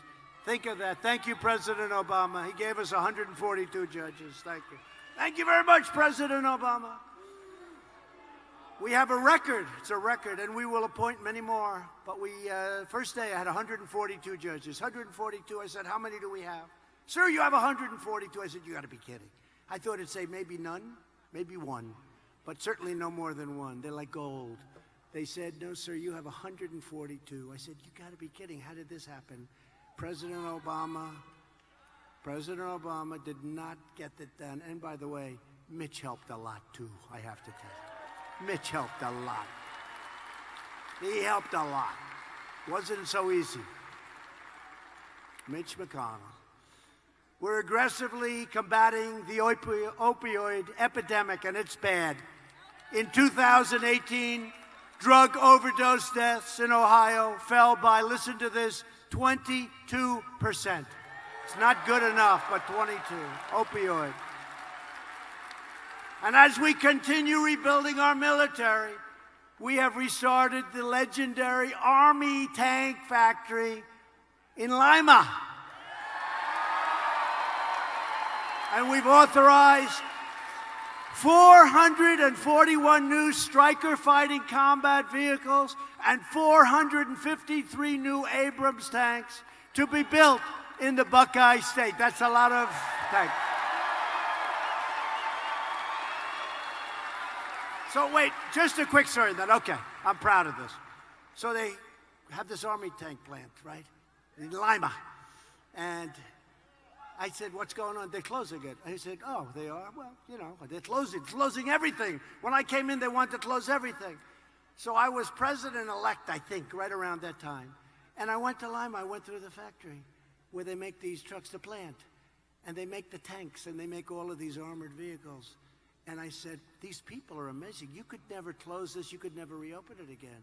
They've been doing this for many, many decades. And this factory was incredible. And I looked at the tanks they're making. They're the best in the world, right? The Abrams, they're the best in the world. I said, wait a minute. If you close this, we're not going to be able, where are you going to build tanks? This is the primary factory in the whole country. I think it might be the only factory in the whole country. So they're going to close it. What are we going to do? Send over to China for tanks? Please send us. Please send us 200 tanks. We don't want to send you any tanks because we're going to kick your ass. No. We got to make our own tanks, right? We got to make our own tanks. So I did something based on my instinct, because instinct sometimes works better than anything else. Based on my instinct, I said, you can't close this plant. I went through that plant. I spent 2-3 hours talking to the people that worked there. I looked at some of that hydraulic, and I love the whole thing, the world of tractors and all of that stuff. I know a lot about it.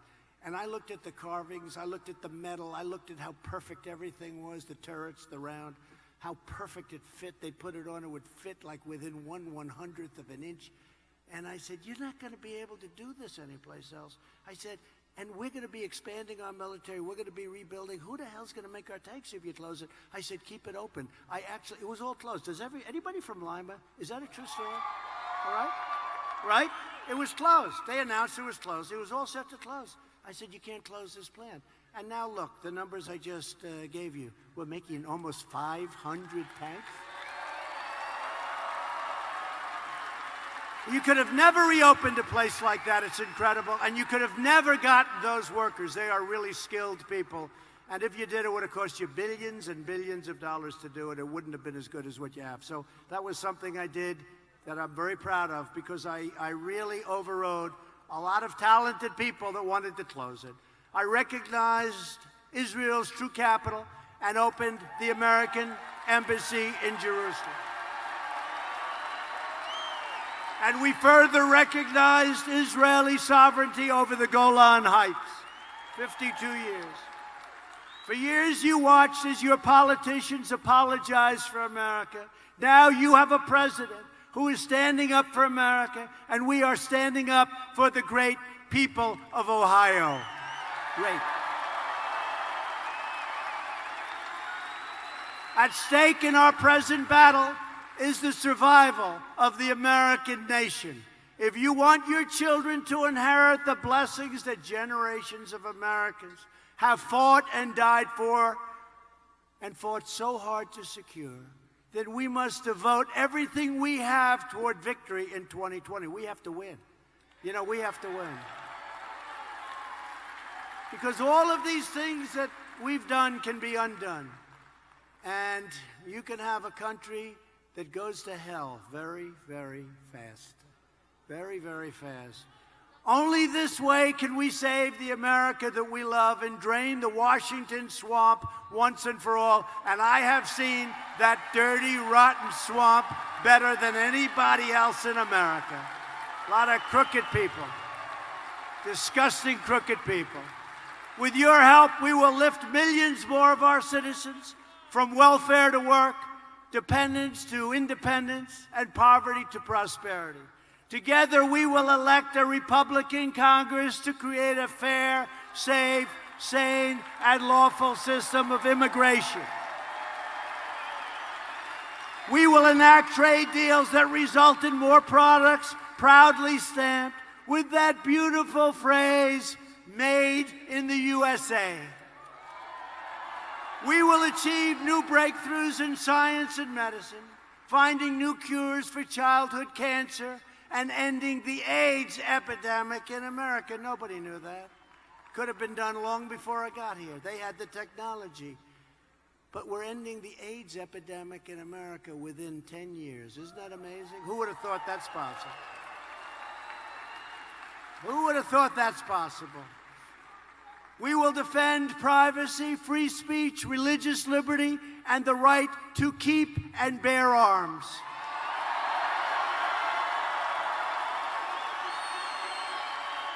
And above all, we will never stop fighting for the sacred values that bind us together as one big, beautiful America.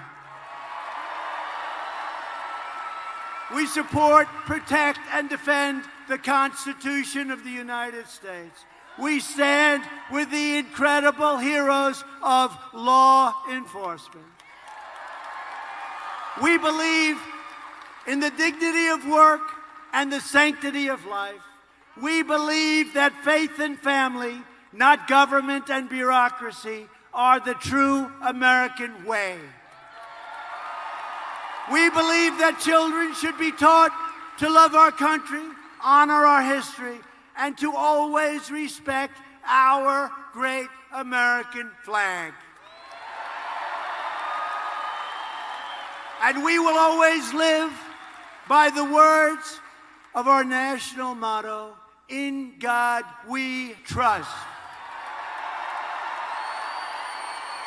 We stand on the shoulders of generations of Ohio patriots who gave their blood, sweat, and tears for this beloved nation. From Cleveland to Cincinnati, from Dublin to Dayton, and from Columbus to Toledo, this state is the home of proud families and farmers and miners and manufacturers and aviators and astronauts. Ohio is where the Wright brothers invented the airplane and where Annie Oakley got her gun. Ohio is the state that gave us American legends and American heroes like Thomas Edison, Neil Armstrong, and the great John Glenn. Ohio is the place where strong American workers mine coal, worked the railroads, and forged the steel that made America into the greatest and most powerful nation in the history of the world. And we are making it greater than ever before. Proud citizens like you help build this country, and together we are taking back our country. We are returning power to you, the American people. With your help, your devotion, and your drive, we are going to keep on working, we are going to keep on fighting, and we are going to keep on winning, winning, winning.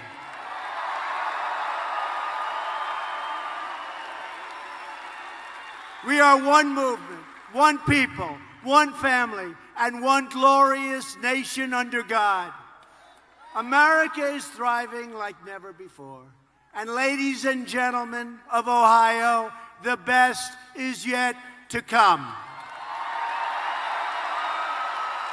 Because together, we will make America wealthy again. We will make America strong again. We will make America proud again. We will make America safe again. And we will make America great again. Thank you, Toledo. Thank you.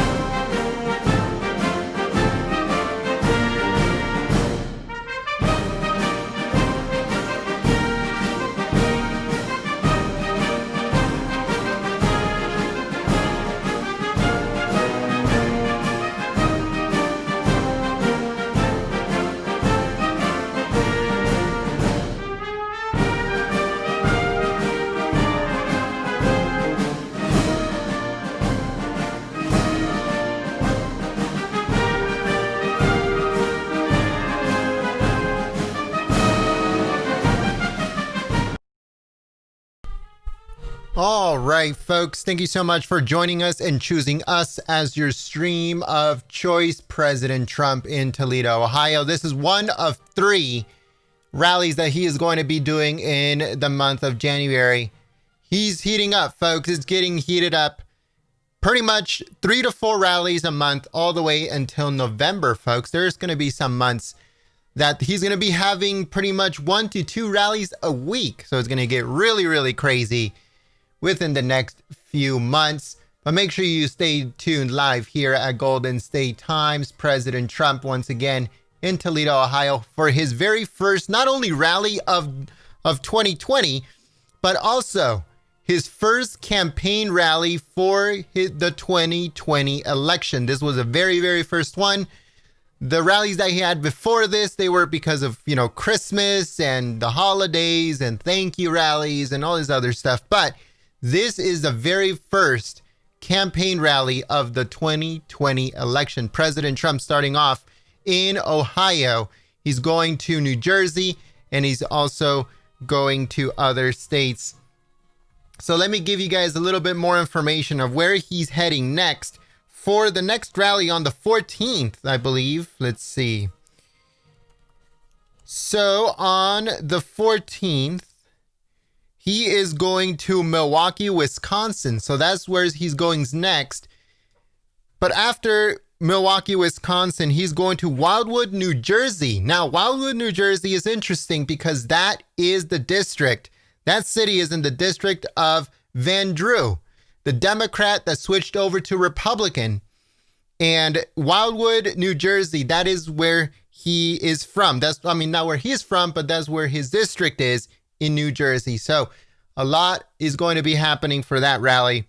He's going to be there too. I don't know if he's going to speak, but he's going to be there with the president. And just stay tuned for that here live at Golden State Times. So if you are new to the channel, we encourage you to subscribe and to click the notification bell. It's very important that you guys click the bell because that way you guys get notified by YouTube when we go live or we upload a video. So if you are not subscribed to the channel, make sure you subscribe and you also click the bell. If you've been subscribed for a while, make sure that you're still subscribed. YouTube, send us a notification telling us that they're going to unsubscribe a lot of people. Not only our channel, throughout YouTube. So a lot of other places you could already be unsubscribed to. So make sure you guys check that out. But for this channel, make sure that you are still subscribed and the notification bell is still on. That way you get notified when we go live for another Trump rally or Trump speech, or if we upload a video onto the channel. If you missed the president's speech at any point, it's already uploaded on the channel. So make sure you go and check it out. And make sure you guys give it a thumbs up and you share it on social media. Thank you so much, folks. And we hope to see you guys here next time. But until then, my name is Gent. I'm from Golden State Times. I'd like to thank the moderators for keeping their chat clean and enjoyable for everyone. I'd like to thank everyone that helped us out through Super Chat and also through membership. We'd like to welcome you and we will see you soon. Peace.